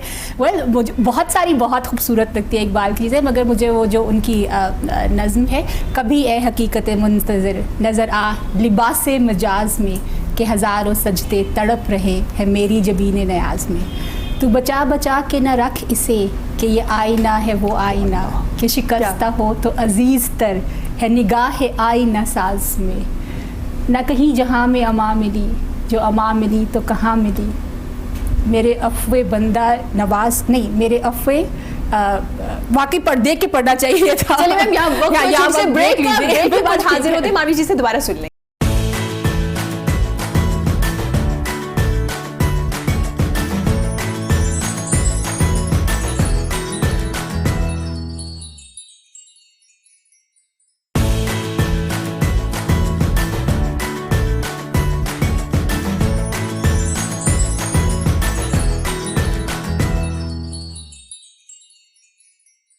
वेलकम बैक जी। गुफ्तगू का सिलसिला जारी है। मेरे साथ मेरी बड़ी प्यारी मेहमान मारवी खान मौजूद हैं और अतीक अहमद मौजूद हैं। हम बात कर रहे थे इकबाल पे, जिसके लिए ये प्रोग्राम का जो वक्त है बहुत कम है। शायद फ़लसफ़ा खुदी की अगर बात की तो सर ने जिक्र किया कि बहुत टाइम लग जाएगा, ये प्रोग्राम बहुत कम है, ज़्यादा प्रोग्राम करने पड़ेंगे, बहुत ज़्यादा रिसर्च करनी पड़ेगी, बहुत ज़्यादा पढ़ना पड़ेगा, फिर शायद फ़लसफ़ा खुदी थोड़ा बहुत समझ आना शुरू हो जाए। इसके साथ साथ चूँकि हमारे मुल्क में एक वायरस आ चुका है जिसको हम इनकार नहीं कर सकते कि ऐसा वायरस नहीं है, क्योंकि अक्सर लोग कहते हैं कुछ नहीं होने वाला, अल्लाह की मदद हमारे साथ है, तो कोई मसला नहीं है, ये सिर्फ एक हुकूमत की तरफ से हाइप क्रिएट की गई है या मीडिया की तरफ से की गई है। ऐसा कुछ नहीं है, ये वायरस बिल्कुल है, इसमें कोई शक नहीं है कि अल्लाह की मदद हमारे साथ मौजूद है, इससे हम इनकार नहीं कर सकते। लेकिन अल्लाह ने भी फरमाया है कि अगर कोई बीमारी है तो उसका इलाज कीजिए, एहतियात कीजिए। ऐसा तो नहीं कहा है ना कि आप सड़क क्रॉस करते हुए रास्ते में खड़े हो जाइए, सड़क पे खड़े हो जाइए और कहिए अल्लाह की मदद मेरे साथ मौजूद है तो मुझे कुछ नहीं होने वाला। ऐसा कुछ नहीं है, क्योंकि कोरोना केसेस ज़्यादा हो रहे हैं, पंजाब में ज़्यादा हो रहे हैं। अभी तक की रिपोर्ट के मुताबिक 9,216 हो चुके हैं केसेस। क्यों ज़्यादा हो रहे हैं, जबकि बार बार अवेयरनेस भी दी जा रही है, बार बार बताया जा रहा है कि एहतियाती तदाबीर कौन सी है, किस तरह से आपने इस वायरस से बचना है, किस तरह से आपने अपने आप को भी महफूज बनाना है और अपने प्यारों को भी महफूज बनाना है। उसके बावजूद केसेस क्यों ज़्यादा हुए, इस पर बात करेंगे। इसके अलावा लॉकडाउन पर बात करेंगे। तोसी तो होगी, लेकिन लॉकडाउन में नरमी की वजह से आपने देखा सड़कों पर रश दोबारा होना शुरू हो गया है। क्यों हम नहीं समझ पा रहे इस वायरस को। सर, मैं आपकी राय लेना चाहूंगी, क्योंकि आप डेली न्यूज़ देख रहे होते हैं, आप सोशल मीडिया इस्तेमाल करें या आप किसी को मैसेज भी करें तो कोरोना वायरस के अलावा आपको कोई बात नहीं करने को आज के दौर में, क्योंकि लॉकडाउन है, तमाम लोग घरों पे मौजूद है। सर, केसेस पंजाब में ज़्यादा होना शुरू हुए, जबकि एहतियाती तदाबीर अवेयरनेस तो हमने उस वक्त देना शुरू कर दी थी जब चीन में मौजूद था। तो सर, क्या वजह सामने आ रही है? देखिए, पंजाब का खासा ये रहा है कि हम लोग सख्ती के अलावा मानते नहीं हैं। प्रॉब्लम ये है, आई एम सॉरी, स्पेशली अगर हम लाहौर की भी बात करें। ठीक है। मैं एक एग्जांपल कोट किया करता हूँ कि इस रावी में सैलाब आ जाए तो लाहौरिये जो हैं वो सैलाब देखने चल पड़ते हैं। बिल्कुल ठीक है। तो ये काइंड ऑफ एक कल्चरल हैबिट है। लॉकडाउन नरम हुआ तो इसलिए नरम किया गया, गवर्नमेंट भी बहुत मुश्किलात में होती है बहुत हवालों से, इसलिए नरम किया गया कि वो लोग जो बेचारे डेली कुछ ना कुछ अपनी अर्निंग करते हैं तो वो थोड़ा थोड़ा काम करके अपने लिए कुछ अर्न कर सकें। ठीक है। जो रूटीन जॉब्स वाले हैं उनको तो कोई मुश्किलात ऐसी नहीं थी, मगर हुआ ये कि उन लोगों के साथ साथ हमने अवेयरनेस के ऊपर कोई तवज्जो दिए बगैर जो है वो वायलेशन शुरू कर दी। ठीक है। मैं देखता हूँ, अभी आज सुबह भी मैं देख रहा था, बहुत ट्रैफिक था और उसमें बहुत सारे वो लोग हैं जो सिर्फ घूमने निकल आए हैं। बिल्कुल। फलां को मिलने चले जाते हैं, फलां की तरफ, ये हैं, घर में करने को कुछ नहीं है। आपको कैलकुलेट करना है कि ये कितना जरूरी काम है। जी। मैं खास तौर पे ये कहूँगा, रिक्वेस्ट करूँगा लोगों से, मेड्स नहीं आ रही थी लॉकडाउन के अंदर तो ठीक है, आपने सीख लिया कि आप उन्हीं रिसोर्सेज के अंदर कैसे रह सकते हैं। बिल्कुल। लॉकडाउन नरम होने का मतलब ये नहीं है कि आप मेड्स को वापस बुला लें। ठीक है। जबकि मैं देख रहा हूं इर्द गिर्द आते जाते कि मेड्स की मूवमेंट बहुत ज़्यादा हो रही है, खास तौर पे जो पोश एरियाज हैं वहाँ पे, चूंकि वो बाहर से आ रही होती हैं तो वो किसी न किसी मोड ऑफ ट्रेवल पे आ रही हैं। अब वहाँ से वो कैरियर ना बन जाएं, फिर आपके वो घरों में आ रही हैं, अब वो कैरियर ना बन जाएं, तो ये मल्टीप्लिकेशन होगी। खुदारा इसके ऊपर तवज्जो कीजिए। लॉकडाउन में नरमी का मतलब हरगिज ये नहीं है कि जिंदगी नॉर्मल हो गई है। जिंदगी शायद अभी एक लंबे अरसे तक नॉर्मल नहीं होगी। ठीक है, हमें सीखना होता है कि मुश्किलात में, और हमें हमारी तो तरबियत, हम पहले भी सुबह से जब जो डिस्कशन कर रहे हैं, हमारी तो तरबियत में शामिल है। वो तमाम लोग जो हज की सआदत हासिल कर चुके हुए हैं, उन्होंने ये सीखा है कि मुश्किल हालात में कैसे आपने अपने आप को जिंदा रखना है। हज एक तरबियत का भी अमल है। बिल्कुल। तो अगर वो जो साहिब सरवत लोग हैं जिन्होंने किया हुआ है, अगर वो वहां पे कर सकते हैं तो यहाँ पे भी वो इंसानों की, ये सारी चीजें हमारी सारी इंसान की फलाह बहबूद के लिए, अल्लाह की रज़ात अपनी जगह, इंसान की फलाह भी तो इम्पोर्टेंट है ना। बिल्कुल, तो ये बड़ा जरूरी है। ठीक हो गया। मैम, आप क्या कहना चाहेंगे? हमारे दो तरह के लोग पाए जाते हैं, एक वो जो बहुत ज्यादा डर चुके हैं, एक वो जो बिल्कुल नहीं डरे। तो मैम ये दोनों ठीक नहीं है, क्योंकि बैलेंस होना चाहिए, बहुत ज्यादा बैलेंस करना चाहिए ना। बहुत ज्यादा भी नहीं डरना और बिल्कुल भी लापरवाही नहीं करनी। अच्छा, पता है क्या केसेस क्यों ज्यादा हो रहे हैं? इसकी थोड़ी सी साइंटिफिक, एक तो यस हमारी बेहतियाती तो है ही है, लेकिन हर थोड़े अरसे के बीच पे जैसे 14 दिन का जो टाइम गुजरता है, तो जो अब टेस्टिंग की कैपेसिटीज भी बढ़ रही है। दो तीन चीजें साइंटिफिकली भी, एक तो 24 घंटे टीवी के सामने ये जो काउंटडाउन चल रहा है ना, नाउजुबिल्ला, एक और जो प्लस माइनस हो रहा है। जी बिल्कुल ऐसे ही। एरम मुझे सुबह ही कह रही थी कि मैं बैठ कर रिकॉर्ड कर रही होती हूँ। प्लस ये कि कितने केसेस ज्यादा हो गए, उसमें अभी मैं 2-3 बातें इसमें बहुत जरूरी करूंगी जो स्पेशली मीडिया के हवाले से I have to give messages. मगर ये भी देखना है कि इसमें साइंटिफिक पहलू भी शामिल हैं। ठीक है, टेस्टिंग कैपेसिटीज अब आपकी गवर्नमेंट ने बढ़ाई है, बिकॉज अब खुद WHO के इदारा कह रहा है कि lockdown is not the only solution and not the permanent solution to resolve this issue. ठीक है, सो बार बार जगह जगह टेस्टिंग करनी है, जिन एरियाज में पाई जाए उन एरियाज को ज्यादातर रिस्ट्रिक्ट करना है, आपने लिमिट करना है, और इस तरह से भी उसका बढ़ना है, रोकना है। सो जितनी टेस्टिंग कैपेसिटी आपकी बढ़ेगी उतने केसेस डेफिनेटली सामने आने शुरू होंगे। केसेस सामने आने का नाउजुबिल्ला मतलब ये नहीं है कि जिसको ये इन्फेक्शन हो जाए, जिसको ये वायरस हो जाए, उसने नाउजुबिल्ला कोई उसकी डेथ ही वाकया हो जानी है। ऑफ कोर्स एक बहुत लिमिट जो है मोर्टेलिटी रेट है इसका, लेकिन डेफिनेटली उन्होंने फिर अपने आप को जरा रिस्ट्रिक्ट करना होता, लिमिट करना था, ताकि वो आगे उसको पास ना करे। पहली चीज ये। दूसरी बात ये कि टेस्टिंग कैपेसिटी ज्यादा होने के अलावा हर 15 दिन 20 दिन का एक आपके पास डेफिनेटली एक इन्फ्लेशन टाइम आएगा, क्योंकि ये 14 से 7 से 8 से 9 दिनों में अपने जो सिम्टमिक पेशेंट्स होते हैं, बहुत सारे तो 60% पेशेंट्स आ रहे हैं सिम्टमिक, जिनको अलामात भी जाहिर नहीं होती, और अगर वो घरों में रह ले तो वो वैसे ही माशाल्लाह ठीक हो जाते हैं। मैं जरा होप वाली बातें करने वाली हूँ। बिल्कुल। सो बाकी सारे जो पेशेंट्स हैं वो जो जिनको नजर 7 से 8 दिनों में नजर आएंगे, सो जो हमेशा 10 से 20 दिन का जो भी टाइम गुजरेगा, अरसा गुजरेगा, जैसे कल आपके प्राइम मिनिस्टर ने भी कहा कि अब आगे मई के 20 मई के बीच में एक ऐसा टाइम आएगा, क्योंकि वो अलामात जाहिर होना शुरू हो जाएंगे, केसेस रिपोर्ट होने शुरू हो जाएंगे, हॉस्पिटल्स में जाने शुरू हो जाएंगे, और फिर डेफिनेटली उनसे जो आगे कैरियर हुआ होगा वो भी आगे आने शुरू हो जाएंगे। सो हमेशा 10 से 20 दिन के टाइम के बीच के अंदर आपके केसेस की थोड़ी सी क्वांटिटी बढ़ेगी, तादाद बढ़ेगी। दैट इज अ साइंटिफिक चीज जो बढ़नी है। सो इसके बारे में परेशान इतना नहीं होना, उससे सिर्फ ये समझना है कि भाई अभी तक इट इज परसिस्टिंग, हमने अपनी एहतियात कितनी ज्यादा जोर दी। जो आपको बार बार मीडिया चैनल्स रेट दे रहे होते हैं ना, ये सिर्फ डराने के लिए दे रहे होते हैं।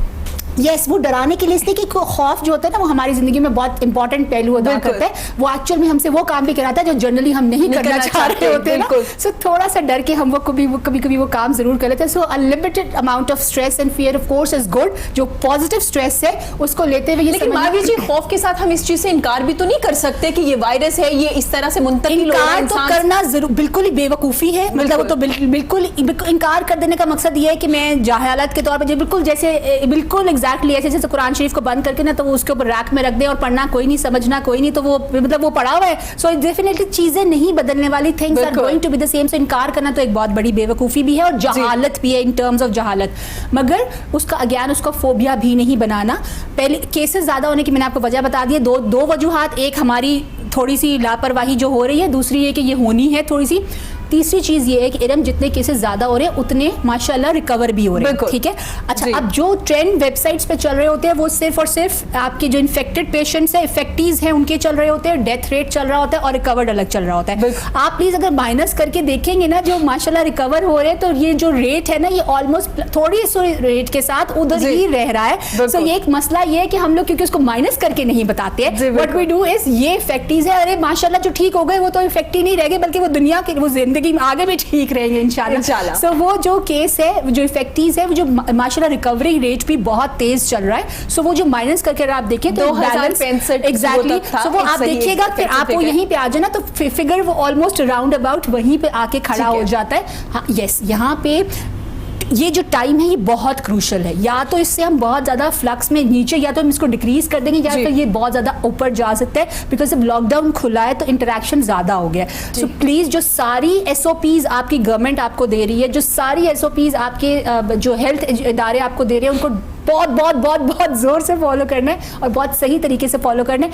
जो भी पॉसिबल सोल्यूशन आप ये कर सके कि एटलीस्ट आपका कैरियर ना बने। सिर्फ एक काम आपने ये करना है कि आप कैरियर ना बने, आप किसी तक इसको आगे ना पहुंचाए, and that's the most that you can do I guess for your on your side. ठीक हो गया। सर, जब से कोरोना आया तो हमने ना दो वर्ड बड़े सुने, इम्यून सिस्टम, कुव्वत मदाफी जो है हमारा बड़ा स्ट्रॉन्ग है। कुछ लोगों से जब जिक्र किया गया एक सर्वे के मुताबिक कि अब केसेस ज्यादा होना शुरू हो गए, तो उन्होंने कहा जी हमें कुछ नहीं होगा क्योंकि जो पाकिस्तानी है ना उनका जो कुव्वत मदाफियत जो इम्यून सिस्टम है वो बहुत स्ट्रॉन्ग है। लड़के के ज्यादा स्ट्रॉन्ग इसमें कुछ साइंटिफिक चीज भी है अगर है तो वो ये है कि हमारे यहाँ पे चूंकि हेल्थ सिस्टम उस तरह से नहीं था जी, तो हमने अपने बचपन में मलेरिया, टाइफॉइड और जॉन्डिस, वो बीमारियां हैं जो पूरी दुनिया में शायद बहुत रेयर हो चुकी हुई हैं, कभी नहीं होती, और बच्चों को, हमारे यहाँ पे ये बच्चों में कॉमन है। तो उसके एंटीबायोटिक्स, उसके वो सारे सिस्टम से गुजरते हुए तो थोड़ा सा हमारी बॉडी भी हम थोड़ा डिफरेंट हैं जरूर, ठीक है, मगर हरगिज जैसा मार्वी ने कहा, मतलब ये नहीं है कि आप जैसे एक शेर बन के बाहर निकल के खड़े हो जाएं, जी मुझे तो वायरस कुछ नहीं कह सकता। That is not correct. ठीक है, हमें भी वही एहतियाती तदाबीर करनी है जो सारी दुनिया कर रही है। बिल्कुल। हमें कहीं पे भी ये एज नहीं लेना कि जी चूंकि मुझे मेरा इम्यून सिस्टम बेहतर है, क्योंकि इम्यून सिस्टम का कोई मीटर नहीं लगा हुआ। बिल्कुल, किसका स्ट्रॉन्ग है किसका नहीं, किसका स्ट्रॉन्ग और किस वक्त है और किस वक्त नहीं है, किस बॉडी ऑर्गन के लिए ज्यादा strong, because it effects straight away on lungs के ऊपर इफेक्ट करता है। तो माशा जितनी स्मोकिंग हमारी काम करती है और जितने उल्टे काम लंग्स की खराबी के लिए किए जाते हैं, इन्हें इशारे कर लेते हैं। देखिए खास तौर पे मैं वापस मार्वी ने जो बात की, पोल्यूशन जितने हमारे इर्द गिर्द है, स्मोक है, फॉग है, मट्टी है, ये तो ब्लेसिंग इन डिस्गाइज। ये अप्रैल मई जून का महीनों में तो आप लाहौर की एनवायरनमेंट में तो सांस नहीं ले सकते होते, लेकिन अभी देखिए सर इतनी ज्यादा होती है, और अब आपको रोजाना सितारे भी नजर आते हैं और बादल भी खूबसूरत नजर आते हैं, नीला आसमान भी नजर आता है। लेकिन उसके साथ साथ जो हमारा इम्यून सिस्टम अच्छा होने के साथ साथ हमारे लिविंग स्टाइल्स भी तो अच्छे नहीं हैं ना। हम बहुत सारी चीजें गलत प्रैक्टिसेस में जा चुके हुए होते हैं, जंक फूड खाना, गलत टाइम पे खाना, नो वॉक, एक्सरसाइजेज हमारी ज़िंदगियों में नहीं रही, चलने का हम तसव्वुर नहीं करते, तो ये सारी चीज़ें इम्यून सिस्टम को बेहतर बनाने के सपोर्ट होते हैं। ठीक है, तो ये सिर्फ कह लेना सुनी सुनाई बात पे या सोशल मीडिया पे सुन के कि चूंकि जी हमारे मुल्क में इम्यून सिस्टम बहुत बेहतर है तो इसलिए हमें कुछ नहीं होगा, ये गलत एक बात है। ठीक है, बेहतर है, good, but be very careful. ठीक है, अपनी खुराक पे अपनी थोड़ी थोड़ी घरों में रहते हुए आप एक्सरसाइजेस कर सकते हैं। सर जहाँ वायरस आया है कि बहुत से मुतासरीन है, जैसे कि हम देख रही है, मैम ने जिक्र किया कि एक नंबर चल रहा हो तो आपने उनको बिल्कुल भी नहीं देखना, आपने ये देखना है कि सेहतयाब होने वाले लोग कितने हैं, ताकि आप में खौफ ना हो। सर वहाँ पे पॉजिटिव चीज़ें बड़ी देखने में आई इस वायरस में, जैसे आपने जिक्र किया कि हम पैदल नहीं चलते, लोगों ने साइकिल खरीद ली है, लोग साइकिलिंग करते नजर आते हैं, आपने सोशल मीडिया पे देखेंगे हमारे एक्टर एक्ट्रेसेस से लेकर नॉर्मल लोग, तमाम लोग नजर आए। वहाँ पे फैमिली टाइम हो गया, जहाँ पे मी टाइम नहीं था, हम जिक्र करते थे मुझे मेरे लिए वक्त चाहिए, अब बहुत वक्त है, तो क्या कहेंगे पॉजिटिव चीजें भी तो आई इसके साथ? पॉजिटिव है अगर हम उसको पॉजिटिव बनाएं, ठीक है। एक पॉजिटिविटी जरूर हुई है, मैंने इर्द गिर्द में बहुत सारा देखा कि वो लोग जो नॉर्मल गलत शिकायत करते थे मी टाइम की, क्योंकि वजह ये थी कि वापस आते थे स्कूलों से, कॉलेजों से, यूनिवर्सिटियों से, ऑफिस से, और आके हुकअप हो जाते थे स्क्रीन के साथ। ठीक है। तो अब ये हुआ है कि वो हुकिंग अप कम हो गई है, ये बहुत बड़ी पॉजिटिविटी है, क्योंकि तंग आ गए हैं आप यूट्यूब देख के, आप तंग आ गए हैं नेटफ्लिक्स देख देख के, आप सारी सीरीज खत्म कर चुके हुए हैं, तो ये अल्टीमेटली एक पॉजिटिव जरूर हुआ है कि लोग, मैंने ये देखा है कि वो उनका हुकअप अब नहीं रहा स्क्रीन से उतना, अब वो इर्द गिर्द, अब किताब पढ़िए, ये बहुत अच्छा टाइम है कि मैं अगर हूँ घर में तो मैं किताब पढ़ूं, और मेरा बच्चा अगर नहीं पढ़ता है तो मैं कम से कम 2 घंटे में उसको समझाने की कोशिश करूं कि यार मैंने आज जिक्र करूं, यार आज मैंने वो फलां किताब पढ़ी, उसमें ये बात लिखी हुई है, उसमें ये बात लिखी हुई है। सो ये है वो पॉजिटिव जो हम इसमें से निकाल सकते हैं। बहुत सारे लोगों को मैंने आज तक ये शिकायतें करके सुना हुआ कि यार टाइम ही नहीं मिलता, मेरे जिंदगी में ये शौक थे, ये शौक थे, ये शौक थे, तो भाई टाइम है ना, आप शौक पूरे करो। ठीक हो गया। आप ड्राइंग करना चाहते हो, आप शायरी करना चाहते हो, आप कुछ लिखना चाहते हो, आप गाना चाहते हो, तो आप कमरे में बंद हो जाओ और गाना शुरू कर दो। थैंक यू, कमरे में बंद बाकियों में नहीं, ठीक हो गया। तो आप अपने शौक पूरे कर लो ना, ठीक है। आपको कुकिंग का शौक है, मर्द हैं अगर आप, और आपको कुकिंग का शौक है तो कीजिए, बिल्कुल, ठीक हेल्प कीजिए, है। माइनस कर दीजिए मेड को और घरों में डिवाइड कर लीजिए कि आप थोड़ा सा कुकिंग टाइम ऐड कर लें, और आप सीख भी जाएंगे और आपका शौक भी पूरा हो जाएगा, आपकी ख्वाहिश भी पूरी हो जाएगी, और आप बोर भी नहीं होगा, जिसका आप बार-बार जिक्र कर रहे हैं कि घर में रह रहे कि हम बोर हो रहे हैं। देखिए वो मुझे बड़ी अच्छी बात याद आती है, इशफाक अहमद साहब क्या करते थे कि यार आपकी नस्लों में और हमारी नस्ल में ये फ़र्क है कि हमारे ज़मानों में बोर का लफ्ज़ नहीं हुआ करता था, बिल्कुल, तो आप लोगों ने बोर का लफ्ज़ पता नहीं कहाँ से ले लिया है, तो बोर का लफ्ज़ नहीं है कुछ भी ऐसा, अगर आप उसको पॉजिटिवली यूज करना चाहें उस टाइम को, तो there are hundreds and hundreds of. ठीक हो गया। मैम आप क्या कहना चाहेंगे, घरों में रह के क्या क्या एक्टिविटीज की जा रही? सर ने जिक्र किया कि बुक्स पढ़ सकते हैं, गाना गाना चाहते हैं, उसके बाद आपने स्टेटस देखे होंगे यकीनन सोशल मीडिया पे कि हम अब बस कर दीजिए लॉकडाउन, अब हम क्या करेंगे, किस तरह से कम बैक करेंगे, हम बड़े बोर हो रहे हैं, जैसे सर ने कहा कि कोई वर्ड नहीं है बोर होना। अच्छा, वही वाली बात है कि आप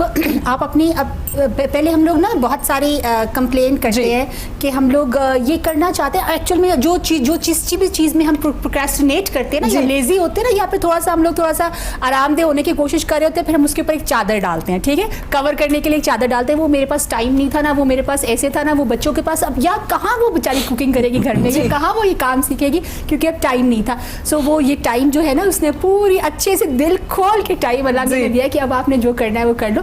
बहुत सारी चीज़ें जो आप कर सकते हैं, पहली चीज़ तो ये कि हर चीज़ में से खैर के पहलू निकाल लें, ज़्यादा ज़रूरी होते हैं, ठीक है। आपने कहा मौसम चेंज हो गया, तो मैं कहती हूँ कि अल्लाह ताला सिर्फ रब्बुल मुस्लिमीन तो नहीं है, या रब्बुल जो है वो इंसान तो नहीं है, सिर्फ वो अल्लाह ताला तो रब्बुल नास तो नहीं है, खाली अल्लाह ताला रब्बुल आलमीन है। उसके लिए तो वो उसके जो परिंदे पौधे जिनको हमने शदीद तंग करके रखा हुआ था, जो सारे परिंदे बिल्कुल एग्जैक्टली नेचर के हर काम कर रहे थे, अल्लाह ताला ने तो उसको भी वापस एक साइकिल में लेके आना था। सो कोई ना कोई जो काम अल्लाह ताला कर रहा होता है, वो डेफिनेटली उसमें कहीं ना कहीं से जो पहलू होते हैं वो सोच के फिक्र के सारे सामने आ रहे होते हैं। घरों में जो टाइम आपने गुजारना है ना, ये डिपेंड करता है कि आप क्या करना चाह रहे हैं। सबसे पहली बात ये कि इरम डू राइट डाउन। मसला ये होता है कि हम लोग ना ज़बान में और ख्याल में बहुत सारा कुछ करते हैं, उसको पकाते भी हैं, उसको बहुत मज़े से खाते भी हैं, उसके बाद उसको खा के सो जाते हैं। Nothing works out actually. आप लिख लीजिए जो भी काम ज़िंदगी में आप चाह रहे थे ना कि मैं करना चाहता था या मैं करना चाहती थी और मुझे नहीं टाइम मिल रहा था, मुझे वक्त नहीं मिल रहा था, प्लीज़ उनको लिखिए, एक कागज़ के ऊपर लिखिए कि फॉर एग्जाम्पल मुझे स्टिचिंग पसंद है, मुझे बेकिंग पसंद थी, मुझे कुकिंग पसंद है, मुझे क्राफ्ट पसंद है, पेंटिंग पसंद है, कोई भी मेकअप करना बच्चों को अच्छा लगता है, छोटे यंग बच्चों को उनको उसकी प्रैक्टिस करना अच्छा लग रहा होता है, डिजाइनिंग करना अच्छा लग रहा होता है, ड्राइंग करना अच्छा लग रहा होता है, बुक्स पढ़ना अच्छा लग रहा होता है, अगेन पोइट्री करना अच्छा लग रहा होता है, बहुत सारी चीजें जो आपको क्राफ्ट करना, घर की सेटिंग चेंज करना अच्छा लग रहा होता है। देयर आर मल्टीपल चीजें जो आपको, बात लोगों को सफाई करना बहुत पसंद है, डिटेल वाली सफाई करना बहुत पसंद है। आप हंस रही हैं। नहीं, मैंने कुछ नहीं कहा, डिटेल वाली जो सफाई करना पसंद होता है वो ईद पे हो रही होती है, शब बारात बहुत पे सारी चीजों की डिटेल सफाई होती है। मतलब हाँ। मेरा तो किचन में जाना, मुझे लगता है मेरी अम्मा ने बंद कर देना है, आप डिटेल करके बाहर आते हो। सो वो बहुत सारी चीजों को तो उनको आप लिख लीजिए। एंड देन ऑफ कोर्स आपके पास जितना भी वक्त है उसको उस लिहाज से, बिकॉज वर्क फ्रॉम होम चल रहा है, इधर हमें ये बात सोचनी है कि जो लॉकडाउन है ना, ये हर बंदा सिर्फ घर पे नहीं है। Even if you are at home तो वो वर्क फ्रॉम होम चल रहा है, ये छुट्टियां नहीं है, ये फालतू टाइम। मुझे तो ये समझ में नहीं आ रहा जो लोग ये कह रहे हैं कि ये फालतू टाइम है, या हम थक गए हैं, या हम लोग बोर हो गए हैं। अरे ये कैसे हो सकता है? बिकॉज आप कोई भी फील्ड से ताल्लुक रखते हो, आप लोग फ्री नहीं हो, राइट? अगर आप वर्क फ्रॉम होम कर सकते हो तो आप वर्क फ्रॉम होम कर रहे हो। अगर कहीं पे पार्शियल इंडस्ट्रीज खुल गई हैं, अगर कहीं पे पार्शियल जो जॉब की इजाजत है, कहीं पे जो जा रहे हैं वो लोग अभी भी अपने काम कंटिन्यू रख रहे हैं। सो फ्री टाइम तो ये बिल्कुल भी नहीं है, किसी भी एंगल से नहीं है, इंक्लूडिंग अब जितनी हिफाजत आपको करनी, जितना ख्याल आपको रखना है कि आप कैरियर ना बने या आपके अंदर ना आए, उसमें भी अच्छा खासा एक टाइम जो है वो आपका एंगेज हो जाता है। सो पहली तो फालतू टाइम तो ये बिल्कुल भी नहीं है। So work from home again उसके SOPs बनाने हैं, आपने उसका टाइम टेबल बनाना है कि कौन से टाइम में मैंने कौन सा काम करना है। यस, उसके बाद डेफिनेटली वो जो टाइम हमारी, फॉर एग्जांपल बाहर जाके घर आने में वापस लगता था, सड़कों में ट्रैफिक जैम में लगता था, या फिर एक घर से आने जाने का जो ट्रैवल टाइम सेव होना शुरू हुआ है, उस टाइम में वो जो आपने कोई भी चीज़ आपने लिखी हुई है उसको एक एक करके फिर 2-3 डेज में पूरा करना शुरू कीजिए। एंड देन ऑफ कोर्स पता है क्या, जब आप लिख लेते हैं और उसको चेक करते हैं ना, तो आपके माइंड पे इतना मजे का एक इफेक्ट आता है, वो जो अचीवमेंट वाला काम होता है ना, I have done it. Exactly. और बचपन से अगर आप टीचर नहीं बने और आपको टिक देने का बहुत शौक था ना,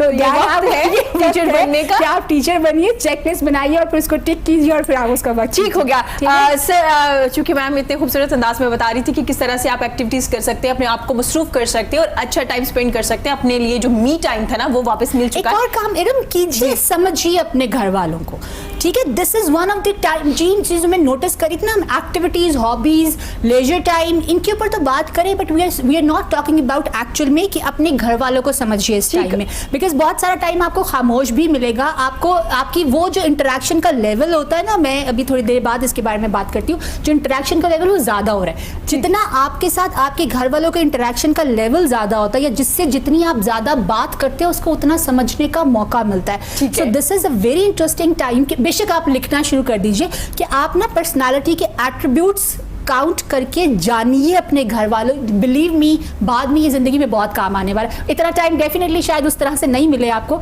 लेकिन अगर आप समझना शुरू कर दे उनकी, और मैम घर वालों को भी और खुद को तो माशाल्लाह आपने अच्छे से समझ लिया। हमें ऐसे लगता है कि हम फारिग हो गए, वो जो खुदी वाला कॉन्सेप्ट है वापस आने लगा है। लेकिन घर वालों को कम से कम स्टार्ट, जो दूसरों को समझना ना थोड़ा सा आसान हो जाता है। So start with your family, उनकी औसाफ, उनकी सिफात, हर चीज जो आपको लगता है ना कि उनको देखिए, उनको समझिए, give it a second, give it a thought. वो चीज जो ऐसे ही गुजर जाती थी ना, उसको एक लम्हा दीजिए रोक के, एंड देन कंटिन्यू। ठीक हो गया। सर, मैं मैम की बात से ही आगे बढ़ाऊंगी कि अल्लाह ने हमें मौका दे दिया रिविजिट करने का कि जो आप काम कर रहे थे देख लीजिए आप कर क्या रहे थे। अभी इस वक्त ये फील होना शुरू हो गया कि कुछ ऐसे काम थे जो गैर जरूरी थे जो हम कर रहे थे, लेकिन उसके बगैर भी हम जिंदा हैं, खुश है, खा पी रहे, फैमिली के साथ भी दे रहे। जो नेचर के खिलाफ चीजें कर रही थी, जैसे हमने जिक्र किया पौधों का, हमने ख्याल नहीं रखा, ट्रैफिक में धुएं, पोल्यूशन, हर चीज। तो आपको लगता है कि हमें एक बड़ा जबरदस्त मौका मिल चुका है? देखिए, बिल्कुल बहुत बेहतरीन मौका मिला है, और इसमें मैं तो ऐड करूंगा as Marvi sir, work from home तो है ना, बिल्कुल वो इंडस्ट्रीज, वो बिजनेसेस, वो चीजें जो नहीं भी खुली हैं जी, जिनकी सर्विसेज को अभी अलाउ नहीं किया गया, ठीक है, मैं ऐसे बहुत सारे लोगों को जानता हूं और हमने एक डिस्कशन भी की इसके ऊपर, जो कहते थे कि यार मेरे बिजनेस में मैं बहुत बुरी तरह से फंसा हुआ हूं, ठीक है, और मुझे टाइम नहीं मिलता कि मैंने इसको एक सिस्टमैटिक करना है। ठीक है, तो अब आपके पास टाइम है, अब घर में बैठ के अपनी बिजनेस स्ट्रेटजीज को रीडिफाइन कीजिए कि ओके, जब लॉकडाउन खत्म होता है 100% इंशाल्लाह, तो हम अपने बिजनेस में ये नई चीजें, नई प्रोडक्ट लाइन ऐड करेंगे, ये मेरी नई HR पॉलिसीज होंगी, ये मेरी नई क्वालिटी पॉलिसीज होंगी। आपके पास टाइम है, सोशल मीडिया बहुत अच्छा रोल प्ले कर रहा है, रोजाना शाम में कोई ना कोई एक जूम डिस्कशन चल रही होती है। आपको अपने से मुतल्लिका बिजनेसेस वालों को इकट्ठा कीजिए और लाइव एक सेशन कर लीजिए कि हम क्वालिटी को कैसे इंप्रूव कर सकते हैं, हम अपनी एचआर पॉलिसीज नई कैसे बना सकते हैं, हम लोकल इंडस्ट्री को कैसे प्रमोट कर सकते हैं। मैं ये कहना चाहूँगा कि इस वक्त शायद एक बहुत बड़ा ब्लेसिंग है लोकल इंडस्ट्री के लिए इस प्रोग्राम के रेफरेंस से, क्योंकि अभी एक बहुत बड़ा ओकेजन आ जाना है। इंशाल्लाह रमजान शुरू होने वाला है, ईद आएगी, उस तरह से बन रही तो आपकी इंपोर्ट नहीं होनी, एक्सपोर्ट्स के अलावा इंपोर्ट भी नहीं होनी। जो यूटिलिटीज हमने ईद के ऊपर खास तौर पे हम वो ब्रांडेड क्लोथ्स और वो पहनते थे, वो शायद इस मर्तबा उस तरह की लग्जरी हमें नहीं मिलेगी। तो लोकल इंडस्ट्री के पास टाइम है कि आप लोकल कपड़ा परचेज कीजिए, उसको स्टिच करवाइए, आपका ओकेजन है, रिलीजियस ओकेजन है, उसको इस्तेमाल कीजिए, आपकी इंडस्ट्री एक बहुत बड़े टाइम के लिए बूस्ट में आ जाएगी। लेकिन मैं आपको एक इंटरेस्टिंग बात बताता हूँ कि हमारा एक किसी हवाले से एक ग्रुप है, तो उसमें वियतनाम से हमारे एक दोस्त हैं, उनको कॉल आई कि जी हम देख रहे हैं कि चाइना में प्रोडक्शन जो है अभी बहुत अरसा और नहीं होनी। वो प्रोडक्शन जो मार्केट में पूरी दुनिया की मार्केट में जाती थी, उसका कितना % वियतनाम ले सकता है जी, और उसके रॉ मटेरियल हमें पाकिस्तान से मिल सकते हैं। इसके ऊपर मैं एक डिस्कशन करना चाहता हूं और मुझे कनेक्ट कर दीजिए, वो वियतनामी कह रहा है, उन लोगों से ये जो कर सकते हैं। खुदारा इन अपॉर्चुनिटीज को देखिए। सिर्फ और सिर्फ जो है ये कह देना कि जी हम गवर्नमेंट ने हमें बंद कर दिया तो हमारे बच्चे भूखे मर गए, ये नहीं है। जहां पे मुश्किल आती है वहां पे अपॉर्चुनिटीज भी आती हैं। बिल्कुल। और अपॉर्चुनिटीज शायद मेरी नजर में हमारे जैसे मुल्कों के लिए मल्टीप्लाई होके आ रही हैं, लिटरली स्पीकिंग मल्टीप्लाई होके आ रही हैं। लेकिन जो मार्वी ने कहा, only you need to write it. आप सारा दिन सिर्फ सोचते ना रहें, क्योंकि इंसान बेसिकली प्रॉब्लम ये है कि प्रोक्रेस्टिनेट करता ही इसलिए कि वो कंफर्ट जोन से नहीं निकलना चाहता।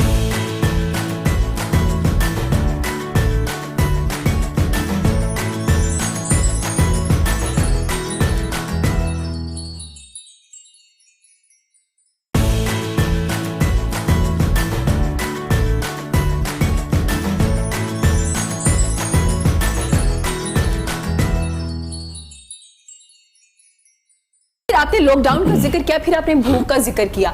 सर, बहुत से लोगों ने ये कहा कि ये जो लॉकडाउन में तोसी की गई है 2 वीक्स के लिए, जो गवर्नमेंट ने सारी सूरत हाल देखी, उसके बाद उन्होंने ये डिसीजन लिया, जो कि आपने भी देखा होगा स्टार्ट में वो नहीं करना चाह रहे थे, काफी हद तक उनकी कोशिश थी कि इसी तरह से कंटिन्यू रखे।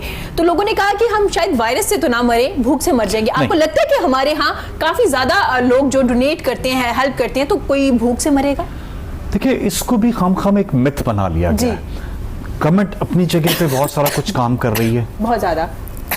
आपने सोशल मीडिया पे देखा होगा बहुत सारे लोग कलेक्टिवली बहुत सारा काम कर रहे हैं, और बहुत सारा शायद उससे कहीं ज्यादा बड़ा काम जो है इंडिविजुअली हर साहिब हैसियत कर रहा है, बगैर सोशल मीडिया पे एडवर्टाइज किए हुए, बगैर।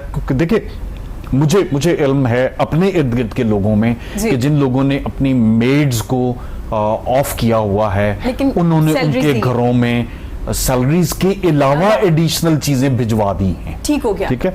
वो चाहे यूज्ड कपड़ों की बात कर लें या राशन की बात कर लें, कुछ भी वो हो गया है, वो हो गया है, और ये कंटिन्यूड है।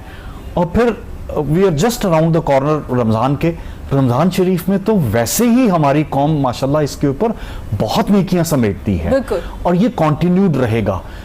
उसके बावजूद मैं कहीं ये नहीं कह रहा कि हम सब कुछ कर पाए हैं, उसके बावजूद अगर हमें इर्द गिर्द कहीं एक जगह पे कोई मिलता है ऐसा वाकया कि इस तक ये जो है चीज़ें नहीं पहुंच रही, असबाब नहीं पहुंच रहे उसकी भूख ख़त्म करने के लिए, तो उसको एक दूसरे को बताइए, और कोई ना कोई आपको मिल जाएगा जो उसका मसला हल कर देगा, बजाय इसके कि उसको नेगेटिव रेट करें कि जी फलां जगह पे 15 लोग भूख से मरना शुरू हो गए और गवर्नमेंट कहाँ है। ठीक है, हम ये ना करें। मैम की राय लेना चाहूंगी मैम, क्योंकि सोशल मीडिया पे ऐसा ज्यादा हो रहा है, ठीक है, मैं थोड़ा जिक्र कर दूं, सोशल मीडिया पे जहां पॉजिटिव उनका रोल है, वहां किसी हद तक कोई भी न्यूज एक उठा ली जाती है और उसको फॉरवर्ड कर देते हैं हम ग्रुप्स में भी, हर जगह पे। तो मैम क्या कहेंगे, जैसे सर ने जिक्र कहा, कोई एक आध केस नजर आता है लेकिन हम उसको फिलहाल ज्यादा देते हैं। अच्छा, इसमें दो चीज़ों का इम्पॉर्टेंट बात है समझने की। पहली चीज़ तो ये कि हम बहसियत कौम ना सेलिब्रेशंस पे बहुत बिलीव करते हैं। जो हमारी जो कोई भी इवेंट होता है ना, उसको जैसे अभी शुरू में आपने इकबाल की बात की कि ये एक दिन में समेट के ना,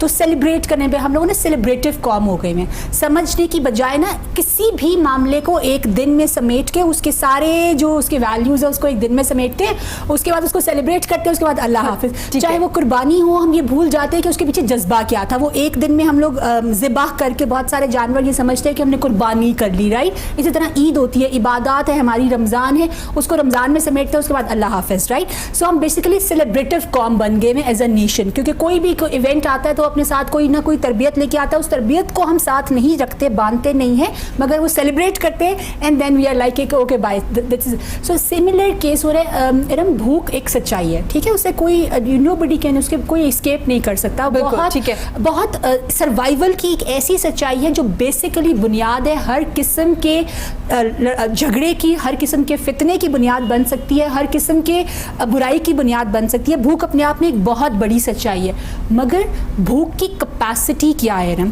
राइट, एज अ कॉम। अच्छा, अगर आप ये देखिए कि जो मांगने का एक प्रोटोकॉल सेट है, वो तो ये है कि अगर आपके पास एक वक्त का खाना है, ऑलरेडी एक वक्त का खाना है, तो आप अगले वक्त के खाने की फिक्र करके आप हाथ ना फैलाइए, बिल्कुल, ठीक है। सो अब इस सुन्नत, इस हदीस की रोशनी में अगर हम लोग जानना शुरू हो जाएं कि जिस तरह के हमारे जो माफियाज बैठे हुए हैं, या फिर जिस तरह से हमारे लोगों का माइंडसेट है, क्या वो ऐसा है कि हमारे पास एक वक्त का खाना होता है और हम अगले वक्त की खाना फिक्र करके हाथ नहीं फैलाते।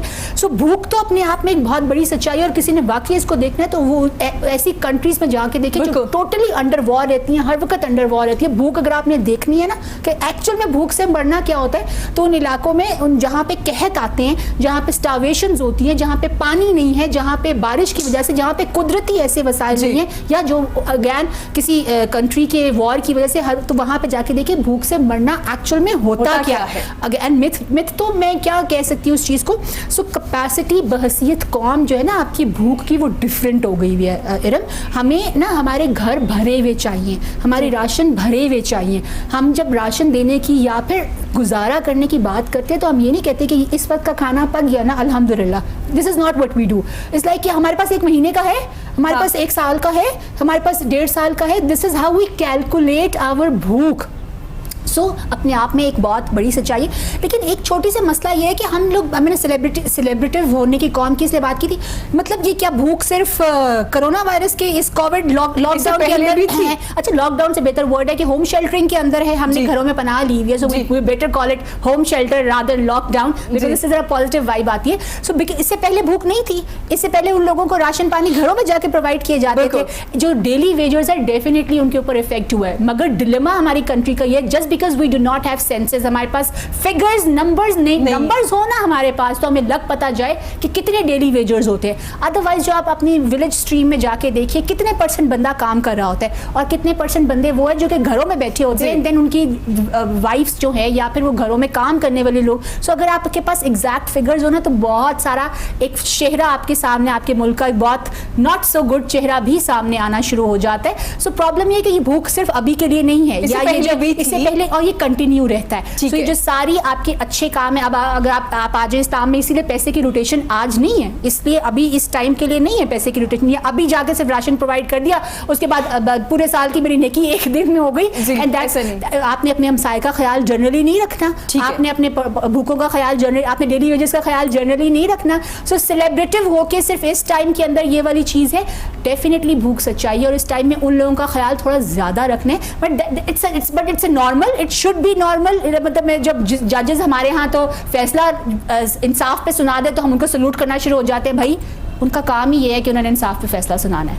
मतलब no effort that should be a norm should be saluted, I mean वो उनका काम ही यही है ना, राइट। सो इसी तरह ये हमारा काम है एज ए इंसान, ये हमारा फर्ज है, इट शुड कंटिन्यू, ये तो हमेशा ही रहना चाहिए। मैम आपने जिक्र किया कि भूख पहले भी थी, सिर्फ अवेयरनेस में थी, प्रॉब्लम्स पहले भी थे, लेकिन अब हमने थोड़ी हाइप क्रिएट कर दी और अब ख्याल सेलिब्रेट ना करना, फिर हमने फिर क्या सेलिब्रेट कैसे करेंगे? मैं यहाँ पे थोड़ा सा इख्तिलाफ ये करूंगा कि हमारे मुल्क में अगर थोड़ा सा जो अवेलेबल नंबर्स हैं उसके हिसाब से बात करें तो स्टारवेशन उस तरह नहीं है। बिल्कुल सही, बिल्कुल सही। और उसकी बहुत बड़ी वजह हमारा एग्रीकल्चर बेस्ड इकोनॉमी होना है। एक बहुत छोटा सा जिम्मेदार जिसकी कहीं जगह है और वो काम कोई और भी करता है, तो वो पहला काम जो करता है, हमारे यहाँ पे 2 फसलें गंदम और चावल, वो सबसे पहले अपने पूरे साल का गंदम और चावल जो है उसको रख लेता है। ठीक है। और उसकी नीड पिज्जाज नहीं है, ये ज़हन में रखिए। ठीक है। उसकी नीड जो है वो 1 रोटी 2 रोटी और साथ में कुछ थोड़ा सा प्याज सब्जी, ये भी उससे सालन नहीं भी है तो वो खाली फल और प्याज से भी रोटी खा लेता है। ठीक है, जो रियल है, जो आपको पोश विलेजेस हैं उनकी बात नहीं, मैं नहीं कर रहा। ठीक है।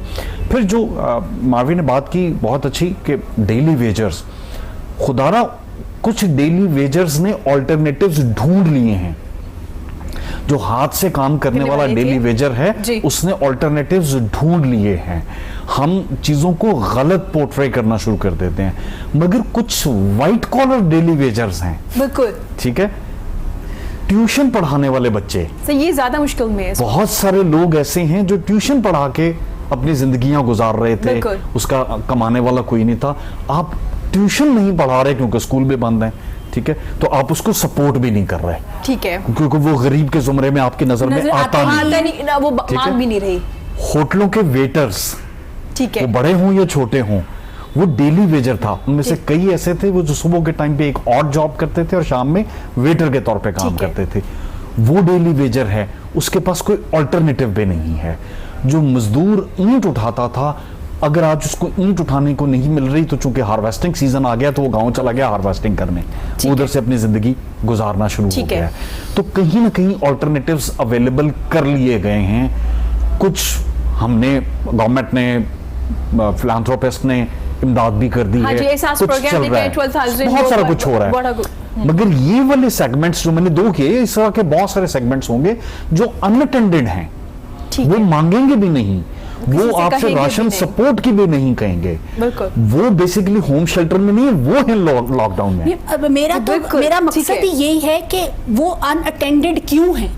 अगर मैं और आप अपने पड़ोसी का ख्याल रखना शुरू हो जाए, I am going back to the norms, मैं तो मसला ये है कि अगर आपको पता हो कि मेरे पड़ोस में क्या चल रहा है तो फिर वो अनअटेंडेड क्यों रहे हम। ये सिर्फ इस वक्त अच्छा अभी तो चले उनकी एक ट्यूशन का वैसे मसला है कि but there comes down times life में, वैसे जनरली नहीं आते, there are always down times. आज ट्यूशन मिली है, कल को नहीं मिलती, 2 मिलती है, कल को 1 मिलती है। अगर ट्यूशन उसी तरह मिल रहा है, घर का कोई बीमार हो गया, कोई और तब भी। सो ये जो अनअटेंडेड होने वाला सीन है, ये जर्नली क्यों है अनअटेंडेड होने वाला? ये बेसिकली हमारे यहाँ पे चूंकि बहुत बड़ा, ये बात आगे डिस्कशन चली जाएगी, हमारी 85% इकोनॉमी जो है वो अनडॉक्यूमेंटेड इकोनॉमी है। यही तो मैं कह रही हूँ कि स्टैटिस्टिक्स और फिगर्स अगर आपके सामने उस वक्त क्लियर हो तो फिर ये तो अनडॉक्यूमेंटेड इकोनॉमी जो है उसके अंदर तो आपको कभी भी स्टैटिस्टिक्स नहीं मिलेंगे। आप बहुत बड़ी बड़ी जो हमारी होलसेल मार्केट्स हैं, आप शालम की बात कर लें, आप उर्दू बाजार की बात कर लें, ये सारी अनडॉक्यूमेंटेड इकोनॉमीज हैं। कार्ड की शर्ट के ऊपर इतना वावेला इसीलिए मचा क्योंकि डॉक्यूमेंट नहीं होना चाहिए। अब वो जो उर्दू बाजार में किताबें बाइंड करने वाला है, उसके पास और कोई हुनर नहीं है और उसका काम रुका हुआ है। जो एक जगह से उठा के पेंसिलें दूसरी जगह पहुंचाता है, वो लॉकडाउन में है।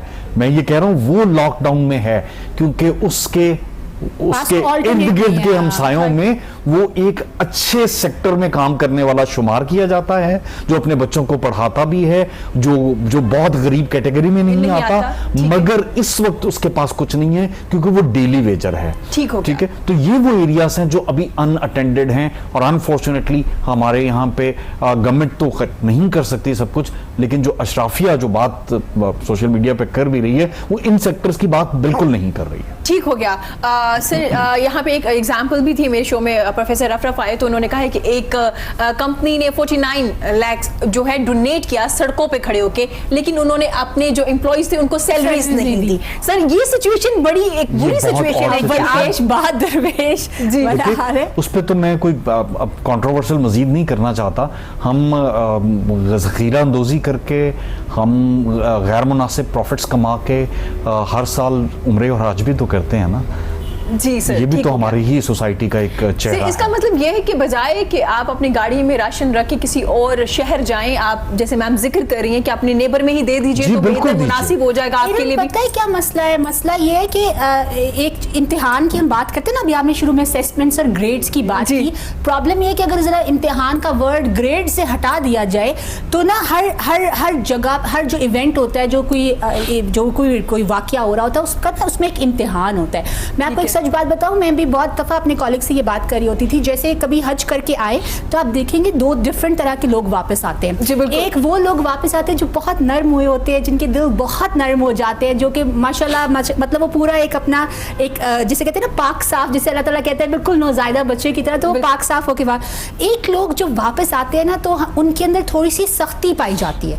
एंड यू फील लाइक कि अभी तो हज करके आए हैं मतलब साहब और या साहिबा, और इनके अंदर मजीद सख्ती का एलिमेंट क्यों पाया जाता है? क्योंकि कहीं ना कहीं दिमाग में चल रहा था हमने पिछले वाले माफ करा दिए तो लेट्स हैव अ न्यू खाता। ठीक है, ये मजाक नहीं है, दिस इज एक्चुअल में कि ये ऐसा हो रहा है। सो ये जो वक्त है ना, अगर इस वक्त ने आपको समझाया नहीं, अगर इस वक्त ने आपकी तरबियत नहीं की, अगर इस वक्त ने आपका दिल नरम नहीं किया, अगर इस वक्त ने आपको हमसाये का ख्याल रखना नहीं सिखाया, अगर इस वक्त में आपको अपना कंपनी का जो प्रॉफिट है वो उसी लाइन के ऊपर चाहिए जिस लाइन के ऊपर, फिर हम टूटी कुर्सी का भी ख्याल नहीं करते, नहीं ये जो है ना 0.001 डाउन हो जाएगा, तो हमारे एम्प्लॉय की टूटी कुर्सी का हमने ख्याल नहीं करना क्योंकि वो प्रॉफिट लाइन स्टेबल करनी है, बैलेंस करनी है। अगर इस वक्त ने नहीं किया ना तो आई बेट कि दिल बी वेरी, फिर शायद कोई आपके ऊपर पर्सनल ही आफत आए तो आप कोई समझेंगे, वरना फिर आप ये क्योंकि अल्लाह के इशारे। मैम आपने पर्सनल आफत का जिक्र किया, तो कहीं ना कहीं हम वो लोग भी हैं जब तक हमारे घर में कोई प्रॉब्लम नहीं होती हम उसको प्रॉब्लम नहीं समझते।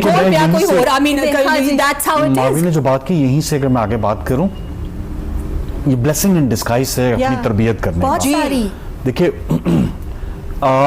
हर शख्स को मेरे समेत ये समझ आ गई that we can live without dining out, ठीक है, we can live without that shopping जो हम मॉल्स में जाके खामखा में कर रहे होते हैं, जो ऑनलाइन बुक करवा रहे होते हैं हम नहीं करती। हर शख्स ने, मेरे समेत हर शख्स ने इस पिछले 1.5-2 महीने के टाइम में कोई एक्स्ट्रा कपड़े नहीं बनाए। बिल्कुल ठीक है, खवातीन ने नहीं बनाए तो मर्दों ने भी नहीं बनाए।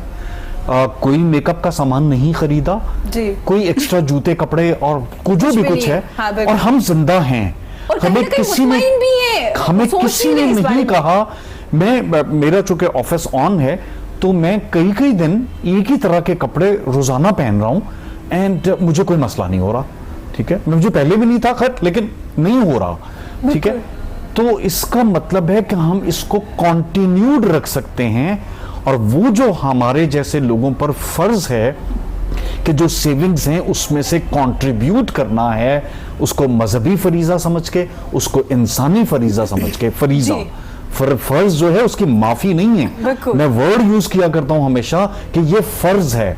फर्ज सिर्फ वही नहीं है, फर्ज अल्लाह ताला ने अंडर दी कवर भी आपको दिए हैं। आपके हमसाये का ख्याल करना, जो मारवी ने बार बार जिक्र किया, फराइज में शामिल है। वो अगर आपने नहीं किया और उनको कंटिन्यूड नहीं रखा तो मुझे खौफ है कि अगला आने वाला अजाब जो है इससे बड़ा हो सकता है। सर, इसका मतलब है कि हमें अपने राइट्स पता है लेकिन हमें अपने प्राइस नहीं। दो चीज़ों में मैं यहाँ पे रखूंगी। पहले तो मुझे ना, मैं अभी कुछ टीवी चैनल्स पे क्वेश्चंस लगे हुए थे, क्या जो सैयद ज़ादे हैं उन पे ज़कात वाजिब बनती है या नहीं, इस तरह के बहुत सारे ना चैनल्स के ऊपर इस वक्त क्वेश्चन आंसर सेशंस चल रहे हैं, और मैं ना लिटरली सर पकड़ के बैठी होती हूँ। फ़र्ज तो है ही है, मगर जो फ़र्ज, जो ज़कात है, जो कि खैरात है, वो तो आपके ऊपर फ़र्ज़ है, मतलब ज़कात खैरात के ज़ुमरे में जो एक ख़ास रकम अल्लाह ताला ने, क्योंकि पता था कि हमने वैसे नहीं बाहर निकालनी, तो उसको सर्कुलेट करने का, वैसे मतलब आप किसी की मदद खैरात और सैयद अगर कोई भी हो तो सदका खैरात के वो मदद नहीं हो सकती। मतलब सदका खैरात के आप ट्रे बना के अपने वैसे नहीं दे सकते कि दिस वंस, मतलब ये हमने आज घर में ये चीज़ बनाई थी तो दिस वंस फॉर यू। सो मतलब हम लोग हर चीज़ को सदका खैरात की फॉर्म में क्यों करना होता है?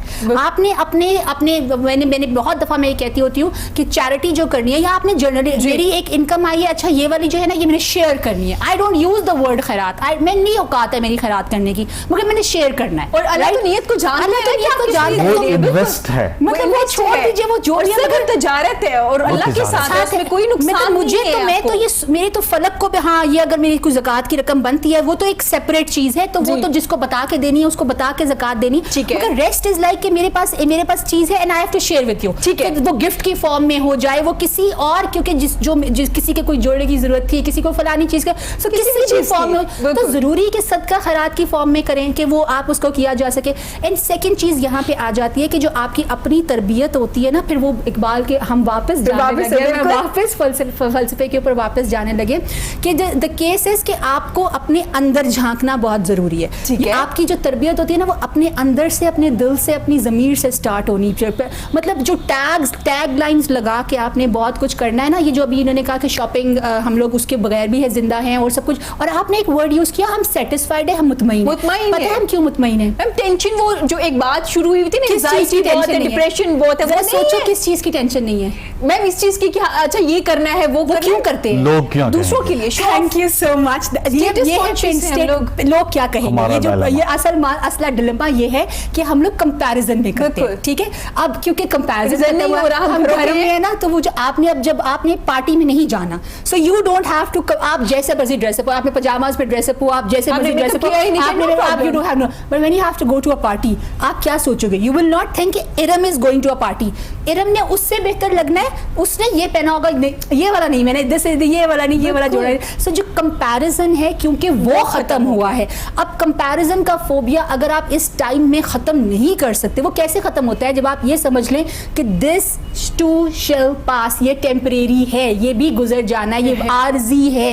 ये जो मैंने पार्टी में जाना है तो मैंने अपनी कैरेक्टर लेके जाना है, मैंने अपनी पर्सनैलिटी लेके जानी है, अपनी एनर्जी लेके जानी है, अपना जो एक ऑरा है वो लेके जाना है, ना कि और अपना सलीका लेके जाना है, ना कि एग्जैक्टली वो ब्रांड लेके जाना है जो मैं लेके जा रही हूँ, जो मैं पहन के जा रही हूँ। इकबाल ने गोइंग बैक, उन्होंने बार बार फिक्र की, जो तदब्बुर की बात की, फिक्र की बात की, खुदी की बात की, इंटरनलाइज, बाहर जाना मना है, अंदर आना मना नहीं है। सो अंदर चले जाते हैं ना, राइट, बाहर नहीं जा सकते तो अंदर चले जाते हैं अपने। सो वो to going back to the thing, you have to go inside, अपने अंदर जो सेटिस्फैक्शन है ना उसको महसूस कीजिए, अपनी क्वालिटीज को। ठीक हो गया मैम, प्रोग्राम का वक्त कम है क्योंकि आप एजुकेशन हो गया है। बिल्कुल मैम, मैं पूछना चाहूंगी, ऑनलाइन होना शुरू हो गया ना, क्लासेस हो रही हैं, तो कैसा क्या इस टाइम पे ये बात छेड़ी है जो बिल्कुल छोटी सी बात। अच्छा, बहुत सारी चीजें बहुत अच्छी हो रही है, लेकिन अगर यार उनके स्पिरिट को समझने की जरूरत है, ठीक है, उनमें बहुत सारी खामियां पाई जा रही हैं। सो जैसे ही हालात बेहतर होते हैं, प्लीज इस मामले में भी तरबियत करने की जरूरत है, अपने भी, टीचर्स की भी, असातिज़ा की भी, बच्चों की भी, पेरेंट्स की भी एग्जैक्टली। सो अभी तो पेरेंट्स को भी पता चलना शुरू हुआ ना कि तालीम होती क्या है, एजुकेशन क्या होती है, परवरिश क्या होती है। सो मैं इस पर बहुत छोटा सा कॉमेंट ये करूंगी, बहुत सारी चीजें अच्छी हो रही हैं, बहुत सारी चीजों में तरबियत की, मैं बहुत शुरू हो जाऊंगी। ठीक हो गया सर, आप क्या कहना चाहेंगे इस पे? इसकी टोटली एग्रीड विद दैट, और मैं तो चूंकि मुंसलिक रहा हूँ इससे पहले भी ऑनलाइन चीज़ों के साथ, तो बहुत सारी तरबियत की ज़रूरत है, नीड ऑफ द डे है, और इसको अब कर लेना चाहिए। ये कभी भी खुदा न खास्ता जरूरी नहीं, कंटिन्यू रहेगी, इस तरह कंटिन्यू रहेगी, लेकिन ये है कि ये सपोर्टिव भी तो थी ना, ये नॉर्मल एजुकेशन सिस्टम के साथ भी बहुत बड़ी सपोर्ट थी। और आखिरी बात वो जो इसने मारवी ने कहा, अपने डूब में, अपने मन में डूब कर पा जा सुराग जिंदगी। सर, क्योंकि हमने इकबाल से स्टार्ट किया था, तो एंड भी हम इकबाल पे करेंगे, क्या कहना चाहेंगे? मैंने कह दिया कि अपने मन में कह दिया, ठीक है मैम, आपके कहने से क्या आपको मैसेज दे दीजिए, एजुकेशन को मैं मौका दे देती हूँ। मैं एक शेर इकबाल का सुना देती हूँ, मैं एजुकेशन के ऊपर बिल्कुल नहीं बात करूंगी। इश्क कातिल से भी, मकदूल से हमदर्दी भी, ये बता मोहब्बत की जजा किससे मांगेगा। क्या बात। क्या बात। मैम आप कर लीजिए, एजुकेशन पे मेरे पास वक्त अच्छा है। अब इरम बात ये है कि जैसे सर ने कहा कि कंटिन्यू रहने वाली चीज है जो आईटी इंटीग्रेशन है ना, this is the need of the time, it is not the need of the lockdown only, it is the need of the time. ठीक है। सो एक्चुअल में इस मामले में अब जब समझ में आ गई है, सो अभी भी बहुत सारे स्कूल्स जो है और बहुत सारे even elitist of the schools are looking for only free resource के थ्रू हम जिस तरह से जो भी जुगाड़ लगा सके ना एज अ नेशन, वो हम अभी तालीम में भी जुगाड़ लगा रहे हैं। ठीक है। सो जैसे ही आप चले जुगाड़ लगा लीजिए, थोड़ा सा हालात बेहतर होते and you are able to get कि आपके मिलने के मौके दोबारा शुरू होते हैं और आप अपनी स्ट्रीमलाइन कर सकते हैं चीज़ों को। सो प्लीज़ जुगाड़ मत लगाइए, मगर इन चीज़ों को अपनी एग्जैक्टली अपने नॉर्मल का हिस्सा बनाइए, समझिए इनकी वैल्यू को, इनकी स्पिरिट को, कि कनेक्शन कितना ज़रूरी है। आपको पता है जर्नली भी आपके बच्चे कितना टाइम घर पे रहते हैं? Out of 365 days how many days a child attends school in average? General guess कीजिए। No idea. 100 कुछ दिन वो काम पे होते हैं, बाकी ओनली 96 जर्नली भी 96 to 94। और ये ग्लोबल है, इट्स नॉट जस्ट कि मैं पाकिस्तान के ऊपर कोई ठप्पा लगाने लगी हूँ। पाकिस्तान में फिर भी जरा स्मोक से ज्यादा हो जाती है, तो चलिए कुछ दिन और सही, कुछ दिन और, मगर it's just normal. Only 24% of a learning time बच्चा घर पे स्कूल में स्पेंड करता है। 76% of a learning time is already spent at home. वो घर में होती है इरन, चाहे वो तरबियत के जुमरे में हो, चाहे बाकी उसमें जुमरा। तो आपको क्या लगता है कि सिर्फ इस लॉकडाउन के लिए, बिकॉज अब वो क्योंकि 76 नहीं है, चलो आप कह रहे हैं 98 है या कुछ % है, तो बस इसलिए हमने करना है। अगेन में वापस मेरा मसला ये है कि मैं I am not taking things like कि मैं सेलिब्रेट नहीं कर रही हूँ सिर्फ इसको, I am thinking in vision, in future में जो आपने काम करना है। सो स्कूल्स के लिए, तालीमी इदारों के लिए, पेरेंट्स के लिए, टीचर्स के लिए, और इनफैक्ट जो आपके अब जो यंग स्टूडेंट्स हैं, जो आपके ग्रेजुएट स्टूडेंट्स हैं, उनके लिए जानने की जरूरत है कि एजुकेशन में बेसिकली इस चीज का स्कोप कितना है, इसको कैसे कंटिन्यू करना है, एंड देन इसकी प्रैक्टिस जर्नली कैसे रखनी है। राइट, देयर आर मल्टीपल ऐसे resources that are helping students otherwise as well, not just in this period of time. So बहुत सारी तरबियत की जरूरत है आपको इस टाइम के अंदर फॉर एजुकेशन, जिसको आपने कंटिन्यू रखना है। मुश्किलात देखने में आई कि ग्रुप में सिलेक्ट करवा दिया है, ये हो गया क्योंकि बच्चों को समझ नहीं आ रही थी क्लास। मैं इस पे बात करूंगा, ये लेम एक्सक्यूज है, ना करने वाली आदतें हैं। अदरवाइज इतना आसान है, इतने आसान पोर्टल्स अवेलेबल हैं, जैसा फेसबुक जो ग्रोइंग बच्चे हैं वो सब यूज कर रहे हैं, तो फेसबुक की तरह के पोर्टल्स अवेलेबल हैं ऑनलाइन इस्तेमाल करने के लिए, और कोई मुश्किल नहीं है। भी बताया जा रहा है, मुश्किल नहीं है, पर टू बी ऑनेस्ट उनकी बहुत सारी फिल्ट्रेशन होनी चाहिए, उनके ऊपर बहुत सारी जो है ना काम होने की जरूरत है। वो ऐसा सिचुएशन में स्टार्ट हुआ है ना, समझ ही नहीं आ रही कि करना क्या है। मसला है कि सिचुएशन में स्टार्ट किया है, तैयार नहीं थे, और हम जूम नया था, ये पोर्टल नया था, या ई लर्निंग नहीं थी, हम क्यों तैयार नहीं थे इज द क्वेश्चन। देखिए, मैं इंटरेस्टिंग बात बताऊं, मैं यूनिवर्सिटी में ऑलरेडी पिछले कई सालों से एक पोर्टल यूज कर रहा हूं for communication with the students, कि मेरी सारा मटेरियल उस पे अवेलेबल होगा, मेरी असाइनमेंट सबमिशन उसके ऊपर होगी, और मेरा काम उस पे दिया जाएगा। So my classes were already working on that. The only difference was कि जो क्लास टाइम था वो कैमरा टाइम पे कन्वर्ट हो गया। एंड इंटरेस्टिंगली मैंने उनको ये भी कहा कि I don't want to see your faces, आप कैमरास ऑफ कर दो, मैं भी कैमरा ऑफ कर दूंगा। पहले एक मरतबा हमने इंटरेक्शन की for few minutes, then turn the cameras off, क्योंकि आपके पास अगर किसी जगह पे आप ऐसे हैं जहां पे कनेक्टिविटी उतनी अच्छी नहीं है, तो कम से कम आवाज सुनाई दी जाए। और उस आवाज के साथ साथ हमने उसकी रिकॉर्डिंग रखी, और उसके बाद रिकॉर्डिंग ईमेल कर दी। सो अगर किसी को नहीं, आप यकीन कीजिए कि online learning is much more easier than classroom learning. ठीक हो गया सर, बहुत शुक्रिया आपका, ये आपकी राय लेना बहुत जरूरी थी, वरना ये बात रह जानी थी और माधवी जी के दिल में वो बात रह जाती। मैं नहीं चाह रही थी, मैं चाह रही थी कि एजुकेशन सिस्टम में थोड़ी सी बात हो जाए। सर बहुत शुक्रिया आपकी कीमती वक्त का, मैम आपका बहुत शुक्रिया आपके कीमती वक्त का। इसी के साथ मुझे इजाजत दीजिए, खुश रहिए, अपने प्यारों का बहुत ज्यादा ख्याल रखिए। क्विक रिमाइंडर है, एहतियाती तदबीर, साबुन का इस्तेमाल कर लीजिए, घर में जो भी साबुन है, हैंड सैनिटाइजर नहीं मिल रहा तो नो प्रॉब्लम, अगर घरों से बाहर मौजूद है, पानी मौजूद नहीं, साबुन नहीं है, तो अब हैंड सैनिटाइजर का इस्तेमाल कीजिए। इसके लिए इशू ना बनाइए कि हैंड सैनिटाइजर नहीं मिल रहे, महंगे हो गए, ये हो गया, कुछ भी नहीं है, घर में कोई भी साबुन मिल रहे हैं, एवरीथिंग इज अवेलेबल, इस वक्त मिल रहे हैं। अगर मैम ने कह दिया तो यकीनन मिल रहे होंगे। तो इसी के साथ मुझे इजाजत दीजिए, अल्लाह हाफिज।